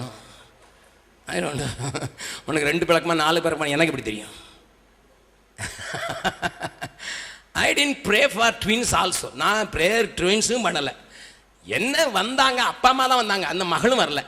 அவங்க கண்ணீரோட கூட வந்திருக்காங்க. ஆண்டவர் அவங்க கண்ணீரை பார்த்து என் மூலம் ஒரு வார்த்தை சொல்லியிருக்காரு. என் மூலம் சொன்ன வார்த்தையினால அவங்க கண்ணீரின் ஜெபத்தை கேட்டு, அவளுடைய ஜெபத்தை கேட்டு, இந்த பிடி ரெட்டத்தையா பிடிச்சுன்னு கொடுத்துட்டாரு. அதுக்கு என்ன செய்யறது? ஹல்லேலூயா, ஹல்லேலூயா. இது ஆண்டவரை பெரியவராக காண்பிப்பதற்காக செய்கிற காரியம் அல்ல.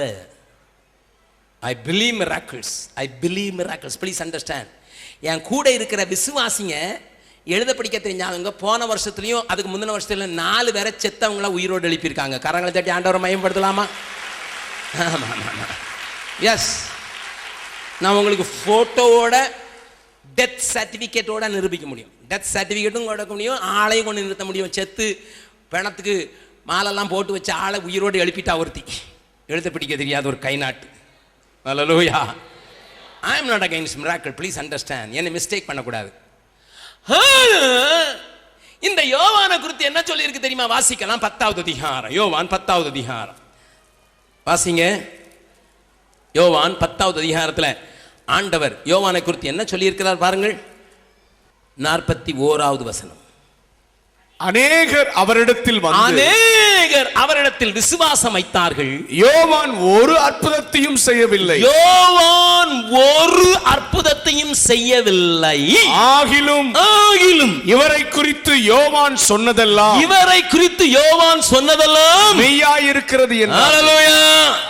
He never performed miracles at all, not a single miracle. ஒரு அற்புதமும் செய்யல.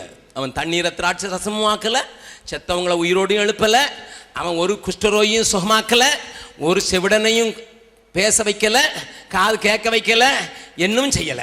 ஆனாலும் அவன் சொன்னதெல்லாம் மெய்யா இருக்குதுன்னு சொன்னாங்க. ஆனா அந்த யோவான் இயேசுவை பெரியவராக காண்பித்தான். எப்படி காண்பித்தான் தெரியுமா? எப்படி அவரை பெரியவரா காண்பிக்க முடியும் தெரியுமா? நீனும் நானும் நீங்க உடனே பவர் பவர் பவர் பவர் பவர்னு இருக்காதீங்க. நீங்க செய்ய வேண்டியது என்னன்னு சொல்றேன். என்ன சொல்லணும் தெரியுமா? என்ன சொல்லணும் தெரியுமா? நல்ல கவனிங்க, நல்ல கவனிங்க. இயேசு பெரியவர்னு காண்பிக்கணும்னா நீங்களும் நானும் ஒண்ணு செய்யணும். என்ன செய்யணும் தெரியுமா? யோவான் சொன்ன மாதிரி அவருடைய வார குனிந்து அனுப்புறதுக்கு நான் பாத்திரம் இல்லைன்னு நீ தாழ்த்த தெரியணும். அல்லேலூயா. பக்கத்துல கையை பிடிச்சு சொல்லுங்க. நீ எவ்வளவு தாழ்த்துறியோ அவ்வளவு இயேசு உயர்வார். There is a proportion. Seesaw பார்த்திருக்கீங்களா? நர்சரி ஸ்கூல்ல சீசா பார்த்திருக்கீங்களா? ஆமா, சீசா அப் அண்ட் டவுன் அப்படிதான் நிறைய சொல்லி கொடுக்குறாங்க. Seesaw up and down. ஆமா, இந்த பக்கம் கீழே போச்சுன்னா இது மேல போகும், இங்க மேல போச்சுன்னா ஆமா நீ கீழே போனா அவர் மேல போவாரு, நீ மேல போனா அவர் கீழே போயிடுவாரு. பக்கத்துல இருந்து சொல்லுங்க, பக்கத்துல கையை பிடிச்சு சொல்லுங்க. Seesaw up and down, Jesus goes up, I come down. அதனால தான் அவன் சொன்னா, நான் சிறுகவும் அவர் பெருகவும். அல்லேலூயா. இன்னைக்கு மாத்திரம் தேவனை அறிந்த பிள்ளைகளும் தேவ ஊழியர்களும் தன்னை தாழ்த்துறதுக்கு மட்டும் படிச்சுட்டாங்கன்னா இந்த தேசத்துல இயேசு உயர்ந்து நிற்பதற்கு ஒரு தடையும் இல்ல. அல்லேலூயா. எல்லாரும் என்னிடத்தில் இழுத்துக்கொள்வேன். இன்னைக்கு சபை இழுத்துக்கொள்ள கூடாதபடி இருக்கிறதுக்கு காரணம் என்ன தெரியுமா? இன்றைக்கு சபைக்கு அந்த சத்துவம் இல்லாமல் இருக்கிறதுக்கு காரணம் நாங்க ஒன்றும் குறைஞ்சவங்க இல்லைங்க. அவர் அந்த ஜாதின்னு நாங்கள் இந்த ஜாதிங்க, நாங்கள் இந்த ஜாதின்னு அந்த ஜாதிங்க. அதனால நாங்கள் ஒன்றும் குறைஞ்சவங்க இல்லைங்க. நாங்கள் பார்த்துடுறோங்க, ஒரு கை பார்த்துடுறோங்கிறன்னு சொல்லி ஜாதி பெருமை, பண பெருமை, அதிகார பெருமை, குடும்ப பெருமை, எல்லா பெருமையும் உள்ள வச்சுக்கிட்டு சிலுவையை நான் விடேன், சிலுவையை நான் விட. உற்று நீ எதுக்கு சிலுவையை நான் விடமாடன்னு சொல்ற? வேற சிலுவையை பிடிச்சிக்கிட்டு இருக்கிறது பொண்ணு அடிக்கணும்டா சிலுவையில். அதனால தான் கடன் ஆண்டவர் உயர்த்தப்பட முடியல, இழுக்கப்படவும் முடியல. நல்ல கவனிங்கம்மா, நல்ல கவனிங்க. இந்த தேசத்தில் இயேசு உயர்த்தப்படுறதுக்கு நான் தாழ்த்தணும், தர மட்டும் தாழ்த்தணும். இயேசு உயர்த்தப்பட நான் தாழ்த்தணும். என் வாழ்க்கையில் உழப்பட்டோம்னா நான் குனிந்து அவருடைய பாதரட்சி அவுப்பதற்கு கூட ஐ டோன்ட் வர்தி. யார் தெரியுமா சொல்றது? யார் தெரியுமா சொல்றது? ஒரு பிரசங்கம் பண்ணாலும் உருப்படியா பண்ணுவாயா? எங்கெல்லாம் அசைக்கும் தெரியுமா? கீழே இருக்கிற சிப்பாய் கேப்பா, நாங்கள் என்ன செய்ய வேண்டும்? என்னைக்காவது போலீஸ்காரன் சீக்கிரம் மனம் திரும்பிருக்க பார்த்துருக்கீங்களா? கொஞ்சம் பேர் மனம் திரும்பிங்க தமிழ்நாட்டில். சந்தோஷம். போலீஸ் டிபார்ட்மெண்ட்டில் தலைவராக இருந்தவர் தான் வச்சுட்டு சொல்கிறேன். இவங்களுக்கெல்லாம் இருதயம் இல்லாமல் தான் இவர் வேலை செஞ்சு, இவர் ரிட்டையர்ட் ஆனதுனால தான் இங்கே வந்திருக்காரு. யூனிஃபார்ம் மட்டும் தான் வந்திருக்க மாட்டார். ஏன்னா அவங்களுக்கு கொஞ்சம் இருதயம் கொஞ்சம் ஹார்டு தானே. அரசாங்கம் இருக்க விட்டுருக்காது. போலீஸ்காரன் லேசெல்லாம் மனம் திரும்ப மாட்டான். ஏன்னா அடிக்கிறதுக்கு அவனுக்கு மனம் இருந்ததுன்னா அடிச்சிருவானா? தடி அடி நடத்துனா என்ன செய்யணும்? கண்ணை முடிவிட்டமா அடிவான் அடிக்கணும். தடி அடித்தினா தடியை வச்சு தடையா கொடுப்பான். அதனால அவனே கேட்கிறான், நாங்கள் என்ன செய்ய வேண்டும்? யோவான், நாங்கள் என்ன செய்ய வேண்டும்? சிப்பாய்க்காரன், ரெவன்யூ ஆபீசர், லஞ்ச பெருவழி ஆயக்காரன் வந்து கேட்கிறான், நாங்கள் என்ன செய்ய வேண்டும்? டேய், ரெவன்யூ ஆபீசர் கேட்கிறாரு, சிப்பாய் கேட்கிறாரு. அது மாத்திரம் இல்ல, ஏரோதின் அரண்மனைக்கே போகல, அங்க ஏரோதியாளுக்கு புளிய கரைக்குது. யார் பிரசங்கம்? இன்னைக்காவது சிடி பாருங்க பிரதர்னு கேட்கலாம். அன்னைக்கு சிடி பார்க்காமலே அந்த வரத்து வர்றான். அவனுக்கு யாரும் மேடை போட்டு கொடுக்கல, அவன் இருக்கிற இடத்துக்கு தான் ஆள் போனாங்க. இன்னைக்காவது அகஸ்ட் ஜெபக்குமார் வாராருன்னு ஊர் முழுதும் நோட்டீஸ் ஓட்டிட்டாங்க பிள்ளைங்க. அன்னைக்கு யாரும் நோட்டீஸ் வெட்டல. If you want to hear him, go to the desert. நீங்க கேட்கணும்னா வனாந்திரத்துக்கு போங்க. அங்க போனா அவர் ரொம்ப அன்பு தாய்மார்களே, ரத்தத்தின் ரத்தமே அப்படியே பேசினாரு. விரியம் பாம்பு குட்டிகளே, இதை கேட்கறதுக்கு அங்க போய் கேட்கணுமா? அப்படிலாம் பேசினான். அவன் ஒரு பிரசங்கம் சொன்னாலும் உருப்படியா பேசினாயா, அந்த உருப்படியா பேசினாயா, உருப்படியா பேசினா. தேசத்தையே அசைச்சிட்டான், தேசங்களையும் அசைச்சிட்டான். எபேசுவினுடைய பட்டணத்துல யோவானுடைய சீஷர்கள் இருந்தாங்க. His message went to Ephesus. அவ்வளவு தூரம் ஸ்ட்ராங் ஆளு. அந்த நாட்கள்ல பயங்கரமான பிரசங்கின்னா யோவான் ஸ்நானதான். இயேசுவை சொன்னார், ஸ்திரீகள்ல பிறந்தவன்ல ஒருத்தன் அவன மாதிரி பிறக்கலன்ட்டு. மோசேக்கு மேல, ஆபிரகாமுக்கு மேல, தாவீதுக்கு மேல, எல்லாத்துக்கு மேல வச்ச ஆளு.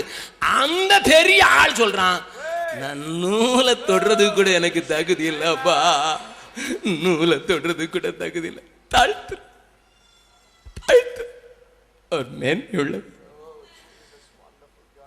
If the church today, the people of God today understand what is humility, அதனால தான் இங்கே ஒரு செய்தி கொடுத்தோம். எனது தாழ்மையின் தாற்பரியன்னு ஒரு செய்தி பேசியிருக்கேனே, அதை கேட்டு பாருங்க திருச்சியில். வாட் இஸ் தாழ்மையின் தாற்பரியங்கிறத நீங்கள் புரிஞ்சுக்கிடுவீங்க. What is the definition of humility? I have preached on that and I try to practice it. I don't say I am a very humble person, I am an arrogant person, but I try to. நான் என்னை தாழ்த்துறதுக்கு நான் try பண்ணுறேன். நல்லா கவனிங்க கவனிங்க கவனிங்க. ஏன்னா எனக்கு ஒன்று தெரிஞ்சிச்சு, எவ்வளவு நான் என்ன தாழ்த்துறனோ அவ்வளவு அவர் உயர்வார்னு மட்டும் எனக்கு தெரிஞ்சிச்சு. எவ்வளவு நான் தாழ்த்துறனோ குடும்பத்தில், ஊழியத்தில், வாழ்க்கையில், வேலை ஸ்தலத்தில் என்னை எவ்வளவு தாழ்த்துறனோ அவ்வளவு அவர் உயர்ந்துருவார்னு எனக்கு தெரிஞ்சிச்சு. You are a test witness. எதுக்கு விட்னஸ்? அவருடைய கிரேட்னஸை காண்பிக்கிறதுக்கு. You may not have big great healing gifts, no problem. You may not be a prophet, no problem. You may not be a great man of God, no problem. நீ பெரிய மனுஷன் அல்ல, நீ தீர்க்கதரிசி அல்ல, நீ குணமாக்கும் வரங்களை உடையவன் அல்ல, no problem. But you know how to humble yourself. சின்ன பிள்ளையும் தன்னை தாழ்த்த தெரியும், சின்ன பிள்ளையும் தன்னை தாழ்த்த தெரியும் அல்லவா? அதை மட்டும் செஞ்சுட்டு நான் என் இயேசு உயர்ந்துடுவா, என் இயேசு பெரிந்துடுவா, இயேசு பெரியவராகி விடுவா. மூன்றாவது காரியம், அவன் சொன்ன வார்த்தைகளை கொஞ்சம் பாருங்க, வாசிக்கலாம். அதே முதலாவது அதிகாரத்துக்கு திருப்பிக் கொள்ளுங்கள், வாசிக்கலாம். 32வது வசனத்திலிருந்து வாசிக்கலாம். பின்னும் யோவான் சாட்சியாக சொன்னது, ஆவியானவர் புறாவை போல வானத்தில் இறங்கி இவர் மேல் தங்கினதை கண்டேன். நானும் இவரை அறியாதிருந்தேன். ஆனாலும் ஜலத்தினால் ஞானஸ்நானம் கொடுக்கும்படி என்னை அனுப்பினவர் ஆவியானவர் இறங்கி யார் மேல் தங்குவதை நீ காண்பாயோ, அவரே பரிசுத்த ஆவியினால் ஞானஸ்நானம் கொடுக்கிறவர் என்று எனக்கு சொல்லி இருந்தார். நன்றாய் கவனியுங்கள். என்ன சொல்கிறான்? I saw the gentle spirit abide upon him. ஒரு மேன்மையான ஜென்டில் ஸ்பிரிட் இருக்குது, அது கிறிஸ்துவில தங்கி இருக்கிறதை கண்டேன். என்ன சொல்றான்? Jesus means gentle. பக்கத்தில் உங்க கையை பிடிச்சு சொல்லுங்க, கிறிஸ்துவின் ஆவியானவர் உங்களில தங்கியிருந்தா நீங்களும் ஜென்டிலா தான் இருப்பீங்க. சகோதரிகள் என்ன மன்னிக்கணும், நல்லா கவனிங்க. பெரிய மீட்டிங்ல என்ன சொல்லுவாங்க தெரியுமா? Dear gentlemen and the ladies. ஏன் நீங்க வீட்டில் பண்றதெல்லாம் அவருக்கு தெரிஞ்சிச்சா? டியர் ஜென்டில்மென்னு சொல்றாங்க, மென்ன ஜென்டில்னு சொல்றாங்க, லேடிஸை ஆனா பேசும்போது மட்டும் சொல்றான் லேடிஸ் ஃபிங்கர். அடேப்பா, அதாவது உங்க தொடுகையே அப்படி ஃபிங்கர். வெண்டைக்காவுக்கு இங்கிலீஷ்காரன் வச்ச பேர் என்ன தெரியுமா? லேடிஸ். ஏன்னா அவ்வளோ சாஃப்டாக இருக்கும், அதை பார்த்து அது வளைச்சா கூட நொடிய மாட்டேங்குதான். அதனால தான் லேடிஸ் ஃபிங்கர். உடைகிற வெண்டைக்காய் இல்லை, உடையாத வெண்டைக்காய் சொல்கிறேன். லேடிஸ் ஃபிங்கர்னு சொன்னவன் லேடிஸ் அண்ட் ஜென்டில்மென் அப்படி தான் சொல்கிறான். Ladies and gentlemen. ஏன் ஜென்டில் லேடிஸ்ன்னு சொல்ல முடியல? பக்கத்தில் அக்காவை கைக்கு பிடிச்சி சொல்லுங்க, அக்கா நம்மளையும் ஜென்டிலாக பார்க்கணும்.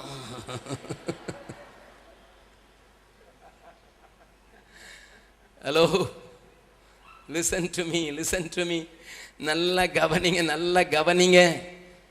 தேவ ஆவியானவர் தங்கி இருக்கிற மனுஷன் ஜென்டிலா இருப்பான். கிறிஸ்துவின் மேல ஆவியானவர் தங்கி இருந்தார்ல, அதே ஆவியானவர் தான் என் மேலையும் தங்கி இருக்கிறார்னு சொல்லி நான் காண்பிக்கும் போது என் கிறிஸ்துவை ஜென்டில்மேனாக காண்பிக்கிறேன். You are called to show You are called to show the gentleness to the world. நீ காலையில் என் மனைவி ஃபோன் பண்ணா. என் மனைவிக்கு 62 வயசு ஆகுது. இப்பமே நாங்கள் 2 குட்டி பிள்ளைங்களை வச்சுருக்கோம்.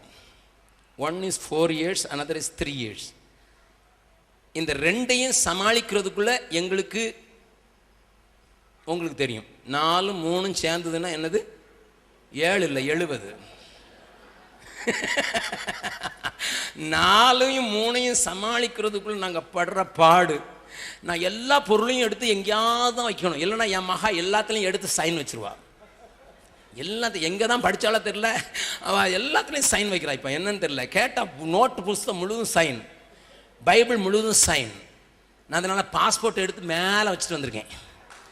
நான் நேற்று ஏர்போர்ட்டில் பாஸ்போர்ட்னு கேட்குறான், என் மகாவுக்காக மேலே வச்சுருக்கேன்னு சொல்ல முடியல அவன்கிட்ட. அதுலேயும் சைன் வச்சுருவாவா. 4 3 வளர்க்குறதுக்கு அந்த பாடுபடுறோம். 2 பேருக்கும் சண்டை வரும், 2 பேரும் அவங்க நடிக்கிறது எல்லாமே it's a thrill, at the same time it's a trouble. நல்லா கவனிங்க. இப்படி இருக்கும்போது இன்னைக்கு காலையில் ஃபோன் பண்ணுறான், டாடி இன்னொரு பிள்ளையை கொண்டு வந்திருக்காங்க, அது எலும்பும் தோலுமா இருக்குது, அம்மா செத்து போச்சான், அப்பா எங்கேயோ ஓடி போயிட்டாரான், அதை பார்க்குறதுக்கே தேவாங்கு மாதிரி இருக்குது. அப்போ நான் சொன்னேன், யாராவது வாங்கிட்டு தான் ஃபைல் நிறைய அப்ளிகேஷன் வச்சுருக்கல, யாருக்கோ பிள்ளை வேணுங்கிறவங்க யாருக்காவது எழுதி போடு. இப்படி கொடுத்தா வாங்க மாட்டாங்க டாடி, அதனால் நம்ம வீட்டில் வச்சே கொஞ்ச நாள் வளர்த்துட்டு. எனக்கு ஹார்ட் நின்று போகுது. ஏன்னா எங்கள் வீட்டுக்காரிக்கு போன வாரம் தான் ஹார்ட்டில் என்னமோ இருக்குது, எனக்கு சொல்ல தெரில, என்னமோ இருக்குதுன்னு டாக்டர் சொன்னார். ஆனால் அவள் இன்னைக்கு ஃபோன் பண்ணி சொல்கிறா, நம்ம கொஞ்சம் வளர்த்து கொஞ்சம் கொழுன்னு ஆனப்புறம் கொடுத்தா வாங்கிக்கிட்டு வாங்க டாடி, அதனால் இங்கேயே வச்சுக்கிட்டேன் டாடி. நான் இன்னைக்கு இந்த பிரசங்கத்தை பண்ணாமல் இருந்தால் அங்கேயே திட்டியிருப்பேன். நான் சொன்னேன், ஆண்டவரே ஜென்டில் ஸ்பிரிட் என் மேலேயும் இருக்கட்டும் ஆண்டவரே. Where is your gentleness sir, where is your gentleness? நல்லா கவனித்து பாருங்கள். ஏன் தெரியுமா அழிஞ்சு போகிறவங்களை குறித்து நமக்கு இப்போ அழுகையே வர்றதில்ல? அழிஞ்சு போகிறவங்களை குறித்து அழுகையே வர்றதில்ல. ஏன் தெரியுமா? எல்லா நாளும் தான் கேட்குறான், அவன் செத்தான், அங்கே செத்தான், இங்கே செத்தான், அங்கே போனான், போயிட்டு போகிறான். என்கிட்ட வந்து ஒருத்தர் கேட்டார், அண்ணன் நீங்கள் தானே டிசம்பர் மாதம் சொன்னீங்க ஒரு பெரிய வியாதி வருது, அது எல்லாம் உலகத்தில் இருக்க எல்லாரையும் ஆட்டி படைக்கணும், உங்கள் தீர்க்கதரிசனம் மாதிரி தானே ஸ்வைன் ஃப்ளூ வந்துட்டு. நான் உடனே என் கையில் இருந்த ஒரு கட்டிங் எடுத்து காட்டினேன். என்ன காட்டினேன் தெரியுமா? என் கையில் ஒரு கட்டிங், நேற்று ஹிந்துஸ்தான் டைம்ஸில் வந்த கட்டிங்கை காட்டினேன் அவர்கிட்ட. என்ன கட்டிங் தெரியுமா? ஒரு நாளில் டிவியில் 3 நிமிஷத்துக்கு 2 பேர் சாகுறான். ஹலோ ஹலோ ஹலோ டிபி வியாதியில் 3 நிமிஷத்தில் 2 ஆள் சாகுறான். ஒரு நாளில் விபத்தில் 6591 பேர் சாகுறான். ஒரு நாளில் விபத்தில் மட்டும், மோட்டர் ஆக்சிடெண்ட்டில் மட்டும் இந்தியாவில் நான் சொல்கிற கணக்கெலாம் இந்தியாவுக்கு, உலகத்துக்கு இல்லை, இந்தியாவில் டிவியில் 3 நிமிஷத்தில் 2 பேர் சாகுறான். இந்தியாவில் விபத்தில் 6591 பேர் சாகுறான். இப்படி அடுக்கிக் கொண்டே போன அந்த ஒரு செய்தி அதில் இருக்குது. அது கீழே அந்த இந்துஸ்தான் டைம் எழுதியிருக்கிறான், ஸ்வைன் ஃப்ளூவில் இதுவரைக்கும் ஒரு நாளைக்கு செத்தவன் 2 பேர் தான், இதை போய் லபலபன்னு அடிச்சுக்கிட்டீங்களடா அப்படின்னு எழுதியிருக்கான். ஹலோ, நம்ம ஜென்டில்னஸ் எல்லாம் எப்படி பறக்குது பார்த்தீங்களா? எப்படி பறக்குது பார்த்தீங்களா? சாகுடா சாகு. அதனால தான் ஆத்ம பாரம் போச்சுது. அதனால தான் அழியும் ஜனத்தினுடைய காரியத்தை குறித்து எனக்கு கவலை இல்லை. என் தேவஜனமே, கிறிஸ்துவின் ஆவியானவர் என் மேல் தங்கி இருக்கிறார் என்று சொல்லுகிறதற்கு உனக்கு உரிமை உண்டோ? கிறிஸ்துவின் ஆவியானவர் என் மேல் தங்கி இருக்கிறார். That is why I am so gentle, I am so soft என்று சொல்வதற்கு முடியுமோ?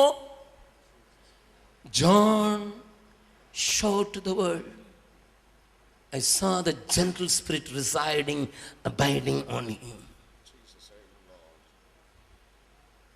தேவன் பேசட்டும். பல வருடங்களுக்கு முன்னதாக, ஆகையினால் தான் நான் இப்படி ஒரு பாடலை எழுதினேன்.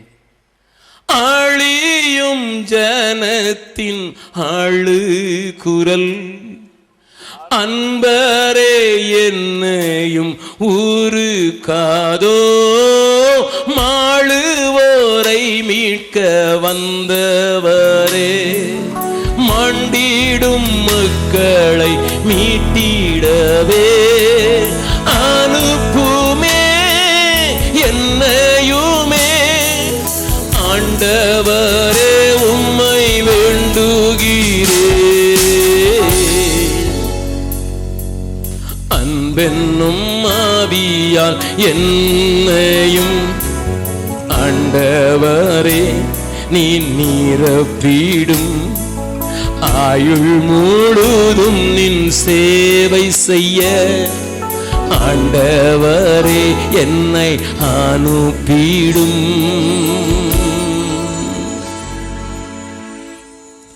கர்த்தருடைய கிருபையினால ஒரு இடத்துல பீகார்ல அம்ரித்தலாப்னு ஒரு இடத்துல 115 விபச்சாரிகளினுடைய பிள்ளைகளை எடுத்து பாதுகாக்க கர்த்தர் உதவி செய்திருக்கிறார். நல்லா கவனிங்க. 115 children all born out of prostitution. விபச்சாரத்தில் பிறந்து அந்த மருந்துலெல்லாம் தப்பி இந்த பிள்ளைங்க பிறந்துட்டாங்க. ஒரு பிள்ளைக்கும் அப்பா பேர் தெரியாது, ஒரு பிள்ளைக்கும் அப்பா பேர் தெரியாது, ஒரு பிள்ளைக்கு அப்பா பேர் தெரியாது. அந்த பிள்ளைங்களை குறித்து ரொம்ப பாரம் இருந்தது. பல வருடங்களாக பாரப்பட்டோம். அங்கே எங்கள் சகோதரிகள் போக முடியல, சகோதரர்கள் போக முடியல. ஏன்னா எங்களையும் தப்பாக சொன்னாங்க, அதனால பின்வாங்கினோம். ஆனாலும் கர்த்தருடைய பாறை எங்களை இழுத்துக்கொண்டே இருந்தது. அந்த பிள்ளைங்க வளர்ந்து தெருவில் தருதலையாக நின்றுக்கிட்டு இருந்தது. பொம்பளை பிள்ளைங்களானா 9 வயசுல வித்துடுறாங்க, ப்ராஸ்டிடியூஷனுக்கு வித்துடுறாங்க. ஆம்பளை பிள்ளையானா அவனை ஏஜென்ட் ஆக்கிடுறாங்க, மாமான்னு சொல்லுவாங்க நம்ம ஊரில், பிம்ஸ்ன்னு ஆங்கிலத்தில் சொல்லுவாங்க, அப்படி ஆக்கிடுறாங்க. இதை பார்த்து எங்களுக்கு ரொம்ப கஷ்டமாக இருந்தது. ஏதாவது செய்யணும்னு அங்கே இருக்கிற என்னுடைய சகோதரிகளும் பாரப்பட்டதுனால கர்த்தர் எங்களுக்கு அதை வாய்ப்பு கொடுத்ததுனால 115 பிள்ளைங்களை நாங்கள் தத்தெடுத்தோம்.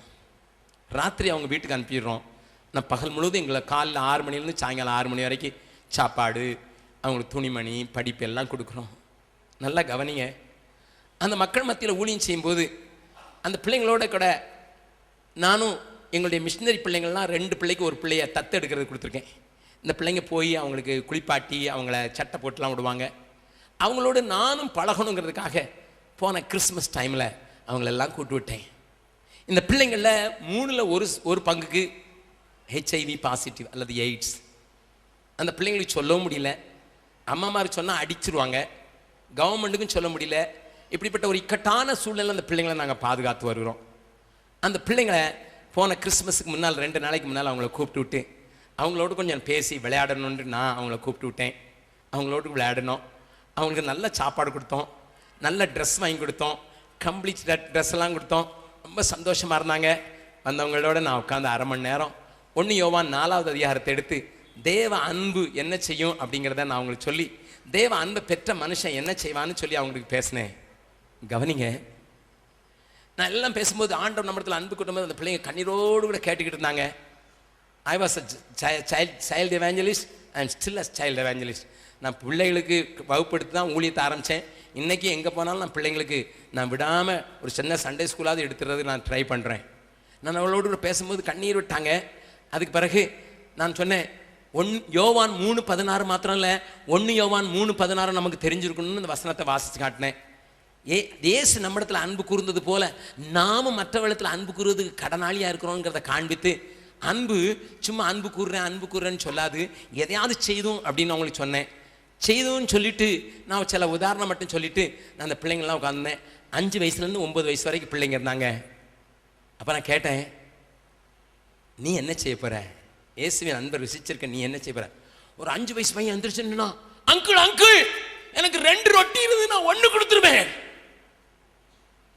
எனக்கு காய்காலெலாம் அடிங்கிச்சு. நான் சொன்னேன், டேய் உனக்கே ரொட்டி கொடுக்குறது நான், அதிலே ஒருத்தர் கொடுத்தா பரவாயில்ல அங்கிள். இன்னொரு பையன் நான் சொல்றேன்னு சொன்னான், அவன் 6 வயசு, அவன் எந்திரிச்சுன்னா, அங்கிள் எனக்கு 2 சட்டை இருந்ததுன்னா 1 சட்டை கொடுத்துருவேன். அடே எனக்கு இன்னும் அசைய ஆரம்பிச்சிச்சு. இன்னொரு 9 வயசு பாப்பா எந்திரிச்சுன்னா, அங்கிள் எல்லாரையும் பார்த்து காலில் விழுந்து கேட்பேன், பாவம் செய்யாதீங்க. எந்த பிள்ளை தாய் மற்றவனோடு படுத்து உறங்குவதை பார்க்கிறாள். அவள் சொல்லுகிறாள், பாவம் செய்யாதீங்கன்னு சொல்லு. ஐயா அம்மா, அந்த 9 வயசு பிள்ளை அன்னைக்கு சொன்னால, அவள் போன மாசத்துலேருந்து எங்களோட வாழ்றா. ஏன்னு கேட்பீங்க, அவங்க மாமாமாரு அந்த பிள்ளையை கல்கத்தாவுக்கு விற்கிறதுக்குன்னு பிளான் பண்ணிட்டாங்க. அதனால இந்த பிள்ளை தன்னுடைய தாயிட்ட பேசி, தாய் எங்கிட்ட அழுதா, என் பிள்ளைய எப்படியாவது காப்பாத்துங்க, நான் தான் விபச்சாரி ஆயிட்டேன், என் பிள்ளையாவது விபச்சாரி ஆகக்கூடாது, வேண்டாம் வேண்டாம் காப்பாத்துங்க, எங்கேயாவது வேற இடத்துல கொண்டு போங்கறதுனால அங்க இருந்து எடுத்துக்கொண்டு எங்க வீட்டில் வச்சிருக்கையா. சகோதரா, the gentle spirit works in the heart of the little children. பாவம் செய்யாதீங்கன்னு சொல்லு. எனக்கு இருந்து நான் கொடுத்துருவேன். சபையே, திருச்சபையே, தேவ மக்களே, கிறிஸ்துவின் ஆவியானவர் என் மேல் தங்கி இருக்கிறார் என்று சொல்வதற்கு உனக்கு உரிமை உண்டு என்றார். அழிந்து போகிற ஜனங்களை குறித்து ஒரு அசைவோனை பற்றித்தான் பிடித்தாக வேண்டும். நான் மறுபடியும் பாடுகிறேன், தெரிந்தவர்கள் என்னோடு கூட சேர்ந்து பாடுங்கள். அழியும் ஜனத்தின் ஆளு கூறல், அன்பரே என்னையும் உருக்காதோ, மாளுவோரை மீட்க வந்தவரே, மாண்டிடும் மக்களை மீட்டிடவே அனுப்புமே என்னையுமே. ஆண்டவரே உம்மை வேண்டுகிறே, அன்பென்னும் ஆவியால் என்னையும் ஆண்டவரே நீ நிரப்பிடும். ஆயுள் முழுதும் நின் சேவை செய்ய ஆண்டவரே என்னை அனுப்பிடும். நல்ல போராட்டத்தை போராடி ஓட்டத்தை முடிக்க உதவுமே, உம்மோடு பாடு சகிக்கவும், உம் நாமத்திற்காக மரிக்கவும் ஆயத்தமே நானும் இப்போ. ஆண்டவரே என்னை ஏற்றுக்கொள்ளும், அன்பென்னும் ஆவியால் என்னையும் ஆண்டவரே நீ நிரப்பிடும். ஆயுள் முழுதும் நின் சேவை செய்ய ஆண்டவரே என்னை அனுப்பிடும். ஒரே ஒரு காரியத்தை சொல்லி முடிக்கிறேன். இறுதியாக யோவான் இயேசுவை குறித்து சொன்ன காரியத்தில் என்ன விளங்க பண்ணுகிறான் வாசிக்க போகிறோம். வாசிக்கலாமே? ஹல்லேலூயா. 36 35 36. மறுநாளிலே யோவானும் அவருடைய சீஷரில் 2 பேரும் நிற்கும் போது இயேசு நடந்து போகிறதை அவன் கண்டு இதோ தேவ ஆட்டுக்குட்டி என்றான். என்ன சொல்ல விரும்புறான்? Here is a sacrifice for the whole world. உலகத்தின் பாவத்தை சுமந்து தீர்க்கிற தேவ ஆட்டுக்குட்டி இயேசுவை உலகத்துக்கு எப்படி அடையாளம் கண்டுபிடிக்கிறான் தெரியுமா? வெறும் அற்புதம் செய்கிறவராக அல்ல, வெறும் அதிசயங்களை செய்கிறவர்களாக மாத்திரம் அல்ல. அது எந்த சாமியும் செய்துன்னு சொல்றாங்க. அவனும் திருநீர்லேருந்து என்ன எடுக்கிறான்னு சொல்றாங்க, வாயிலிருந்து என்னெல்லாம் எடுக்கிறான்னு சொல்றாங்க, அவனும் என்னெல்லாமோ செய்கிறான்னு சொல்றாங்க, அவனும் என்னெல்லாமோ செய்கிறான்னு சொல்றாங்க. ஆனால் அவனை பார்த்து எவனும் சொல்ல முடியாது, உலகத்தின் பாவத்தை சுமந்து தீர்க்கிற தேவ ஆட்டுக்குட்டி. முழு உலகத்துக்கும் இவரே ரட்சகர், இவரே ஆட்டுக்குட்டி. பக்கத்தில் இருக்குங்க கையை பிடிச்சிக்கங்க. நம்புறீங்களா? எத்தனை பேர் நம்புறேன்னு சொல்லுங்க. அவங்க மட்டும் கை வைத்துங்க பார்க்கலாம். முழு உலகத்துக்கும் அவர் தான் ஆட்டுக்குட்டியா? சி வெறும் மதுரைக்கு மட்டும்தான்? இல்லை கிறிஸ்தவர்களுக்கு மட்டும்தான். இல்லையா? பீகாருக்கும் அவர் தான் ஆட்டுக்குட்டியா? வட இந்தியாவுக்கும் அவர் தான் ஆட்டுக்குட்டியா? ஆப்கானிஸ்தானத்துக்கு அவர் தான் ஆட்டுக்குட்டியா? ஹல்லேலூயா, ஹல்லேலூயா, ஹல்லேலூயா. மாலத்தீவுக்கும் அவர் தான் ஆட்டுக்குட்டியா? மியான்மாருக்கு அவர் தான் ஆட்டுக்குட்டியா? மியான்மாருக்கு போயிருந்தேன் சமீபத்தில். மியான்மார்னு சொன்னால் பர்மா. எங்கள் பெரியப்பாலாம் அங்கே தான் வேலை செஞ்சாங்கன்னு சொன்னாங்க. எங்கள் அப்பா கூட பிறந்தவங்க அங்கே போஸ்ட் மாஸ்டராக இருந்தான்னு சொன்னாங்க. என்னுடைய அப்பாவுடைய இன்னொரு ஒன்று விட்ட சகோதரன் அங்கே தான் போஸ்ட் மாஸ்டராக இருந்தான்னு சொன்னாங்க. இன்றைக்கும் என்னுடைய ஊரில் போய் பார்த்தீங்கன்னா அவங்க வீட்டில் பெரிய பெரிய உத்தரம், தேக்கு உத்தரம் போட்டிருக்கு, பர்மா டீக்கில் போட்டிருக்குன்னு சொன்னாங்க. அதெல்லாம் எங்கள் பெரியப்பா பர்மாவிலேருந்து கொண்டு வந்தான்னு சொன்னாங்க. எனக்கு ரொம்ப நாளாக பர்மாவுக்கு போகணுன்னு ஆசை இருந்தது. அந்த மியான்மார்னு சொல்கிற பர்மாவுக்கு நான் போய் நானும் அங்கே நடந்து அங்கே ஊழியம் செய்ய கர்த்தர் உதவி செய்தார். அப்போ நான் ஒரு வீட்டுக்கு போயிருந்தேன். அந்த வீடு பார்க்க பரிதாபமான வீடு, கட்டையில் தான் செஞ்சுருந்தாங்க. ஆனால் அந்த மனுஷன் ரொம்ப உற்சாகமாக இருந்தார், ரொம்ப உற்சாகமாக இருந்தார். நான் அந்த பகுதிகள் எப்படி இருக்குதுன்னு தான் பார்க்க போயிருந்தேன். அங்கே நர்கீஸ் அப்படின்னு சொல்லி ஒரு பெரிய புயல் வீசினதுனால எல்லா வீடும் உளுந்திருந்தது. எல்லாத்தையும் தூக்கி எடுத்து கட்டி அப்படியே வச்சுருக்காங்க. அது மரக்கட்டை வீடு, கீழே மரக்கட்டை, பக்கத்துலலாம் கட்டையில் தான் இருக்குது. அந்த வீட்டுக்குள்ளே என்னை ஒருத்தர் பிரதர் பார்த்தாரு. பிரதர் நீங்களா வந்துட்டீங்களா?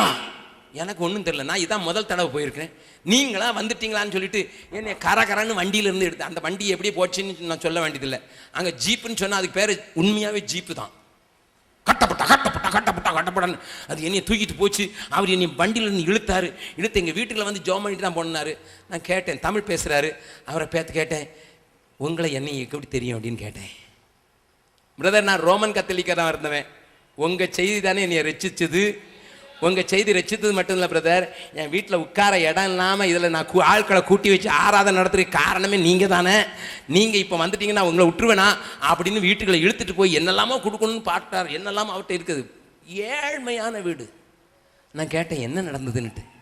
அவர் சொல்கிறாரு, பிரதர் நான் 4 இடத்துல இப்போ சபை நடத்துகிறேன். எத்தனை வருஷத்தில்? 3 வருஷத்தில் 4 இடத்துல சபை நடத்துகிறேன். எனக்கு தலை வாயும் சுற்றுல, தலையும் சுற்றுது, காலும் சுற்றுது. 3 வருஷத்தில் 4 இடத்துல கூட்டம் நடத்துகிறேன். இங்கே இடம் பத்தலை பிரதர், இங்கே 60-65 பேர் வராங்க. ஒருத்தர் மடியில் ஒருத்தர் உட்காந்தா நாங்கள் பாடுறோம். உங்கள் ஹிந்தி பாட்டு கூட பாடுவோன்னுட்டு 2 வாண்டுகளை கூட்டி விட்டார். அந்த வாண்டுக உக்காபோங்கினாய் அப்படின்னு பாட ஆரம்பிச்சிட்டு எனக்கு ஆச்சரியமாக போச்சு. நான் போகாத ஊருக்கு என் செய்தி போயிடுச்சு, ஜனங்களை ஹிந்தி பாட்டு பாட வச்சுட்டேன்னு எனக்கு ரொம்ப சந்தோஷம். நல்ல கவனிங்க, நல்ல கவனிங்க. நான் அவர் கையை பிடிச்சி கேட்டேன், உங்கள் ஊருக்கு என்ன தேவை? அவர் கையை பிடிச்சி கேட்டேன், உங்கள் ஊருக்கு என்ன தேவை? வீட்டில் உட்கார்றது கூட சரியான பெஞ்ச் இல்லை. அவர் கொண்டு வந்து எனக்கு ஒரு ஸ்டூல் போட்டார். எனக்கே பயமாக இருக்குது. இந்த பக்கம் ஓடுது, இந்த பக்கம் ஓடுது, இந்த பக்கம் ஓடுது. நான் அப்படி இந்த பக்கம் உட்காந்து இந்த பக்கம் போகுது, இந்த பக்கம் போகுது. நான் கொஞ்சம் பேலன்ஸ் பண்ணி தான் உட்காந்துட வேண்டியிருக்குது. அவரை பார்த்து கேட்குறேன், என்ன பிரதர் என்ன தேவை உங்களுக்கு? அவர் நான் நினச்ச ஒரு 4 நாற்காலி வாங்கி கொடுங்க, நாங்கள் ஒரு பில்பிட் வாங்கி கொடுங்க, ஒரு சிலுவை வைக்கணுங்க பிரதர், சிலுவை வச்சா தான் ஆண்டவர் வருவாருன்னு சொல்லி சிலுவை வைக்கணும், பித்தளையில் வாங்கி கொடுங்க அப்படிலாம் கேட்பாருன்னு நான் நினச்சிக்கிட்டு இருக்கேன். அவர் என்ன சொன்னார் தெரியுமா? பிரதர் இன்னும் தியாகமாக ஊழியம் செய்யணும்னு எனக்கு இப்போ ஜெபம் பண்ணுங்க பிரதர். எனக்கு தூக்கி இன்னும் தியாகமாவா? இன்னும் தியாகமானா அவங்க வீட்டுக்கு அடியில் பண்ணி படுக்குமா, அங்கே தான் தியாகமாக போகணும். இன்னும் தியாகமாவா? எனக்கு ஒன்றுமே விளங்கலை. எதுக்குள்ள அவங்க வீட்டுக்காரம்மா கருப்பட்டி காப்பி கொண்டு வந்து, பிரதர் திருநெல்வேலிக்காரங்க நாங்கள்லாம், எங்கள் தாத்தா பாட்டிலாம் திருநெல்வேலிக்காரங்க, அதனால் கருப்பட்டி காப்பி குடிக்காமல் எங்களால் இருக்க முடியும், நீங்களும் குடிங்க, நீங்களும் திருநெல்வேலி தானே அப்படின்னாங்க. சரி குடிச்சு எத்தனையோ நாளாச்சு, அவங்களுக்காக வாங்கி ஊற்றியாச்சு. வாங்கி ஊற்றிட்டு கேட்குறேன், மறுபடியும் கேட்குறேன், அந்த சிஸ்டர்கிட்ட கேட்குறேன், சிஸ்டர் உங்களுக்கு என்ன தேவை? நாங்கள் ஆண்டவருக்கு ஒன்றுமே செய்யலை பிரதர், எத்தனையோ வருஷம் கண்மூடித்தனமாக வாழ்ந்துட்டோம், நாங்கள் அறிஞ்ச இயேசுவை மறந்து வாழ்ந்துட்டோம், எங்களால் ஓட முடியல, பனல்ல இன்னும் தியாகமாக ஊழியம் செய்யறதுக்கு எங்களுக்கு ஜெபம் பண்ணுங்கன்னுட்டு 2 பேரும் முழங்கால் போட்ட போது என் கைகள் கிடு என்று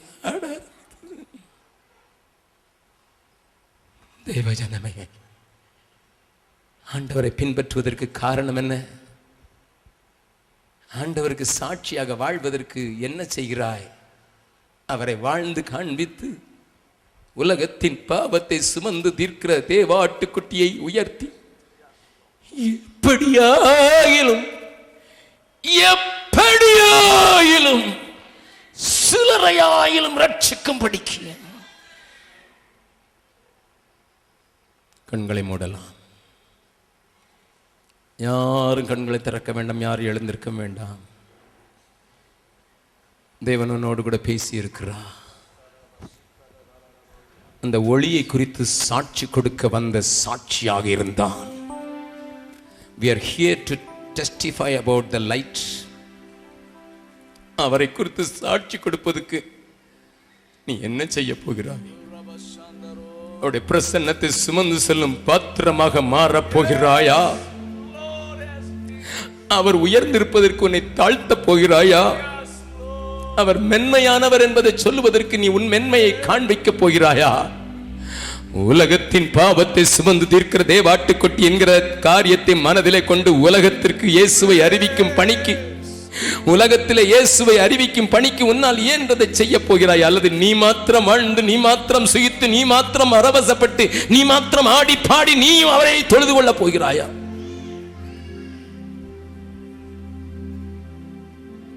இயேசுவே உம்மை காணாமல்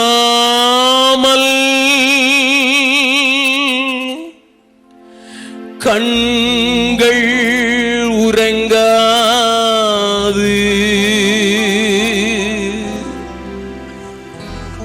உந்தன் பேரை சொல்லாமல்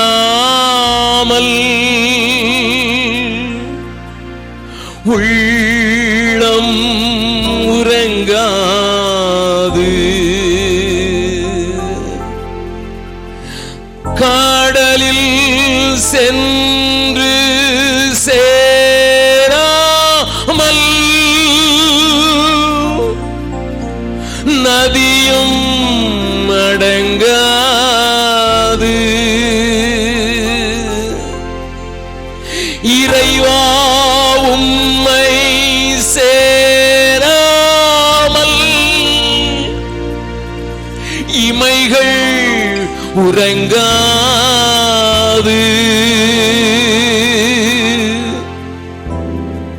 மேய்ப்பன் நீரும் இல்லாமல் மேன்மை வாராது,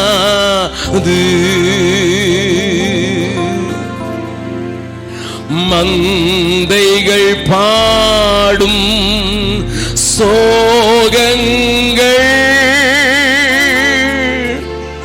காதில் விழ வேண்டும், நல்ல மேய்ப்பன் நீரன்றோ இன்றே வரவேண்டும், உம்மை கண்டு மண் மீது உயிர்கள் தொழ வேண்டும், வார்த்தை ஏதும் பேசாமல் கண்கள் அளவேண்டும், தேவ மைந்தன் பாதத்தில் கண்ணீர் விட வேண்டும், தேவ மைந்தன் பாதத்தில் கண்ணீர் விடவே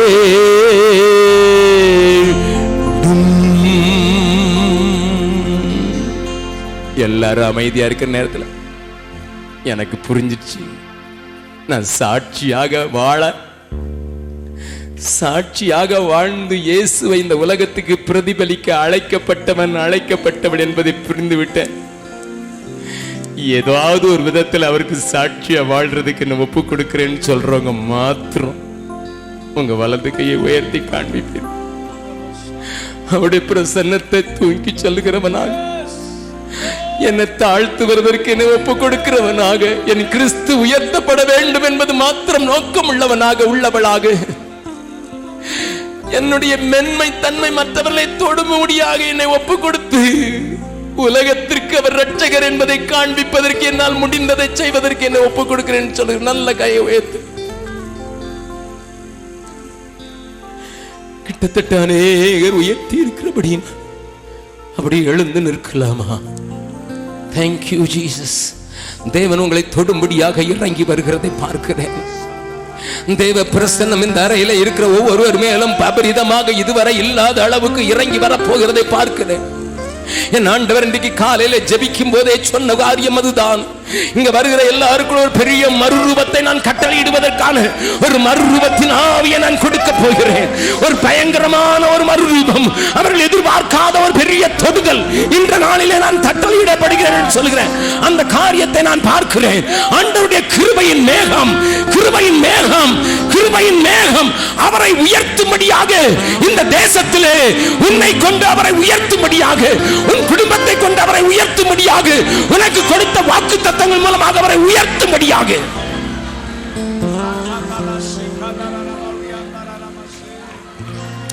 ஓ Jesus, Jesus name, hallelujah, hallelujah, hallelujah.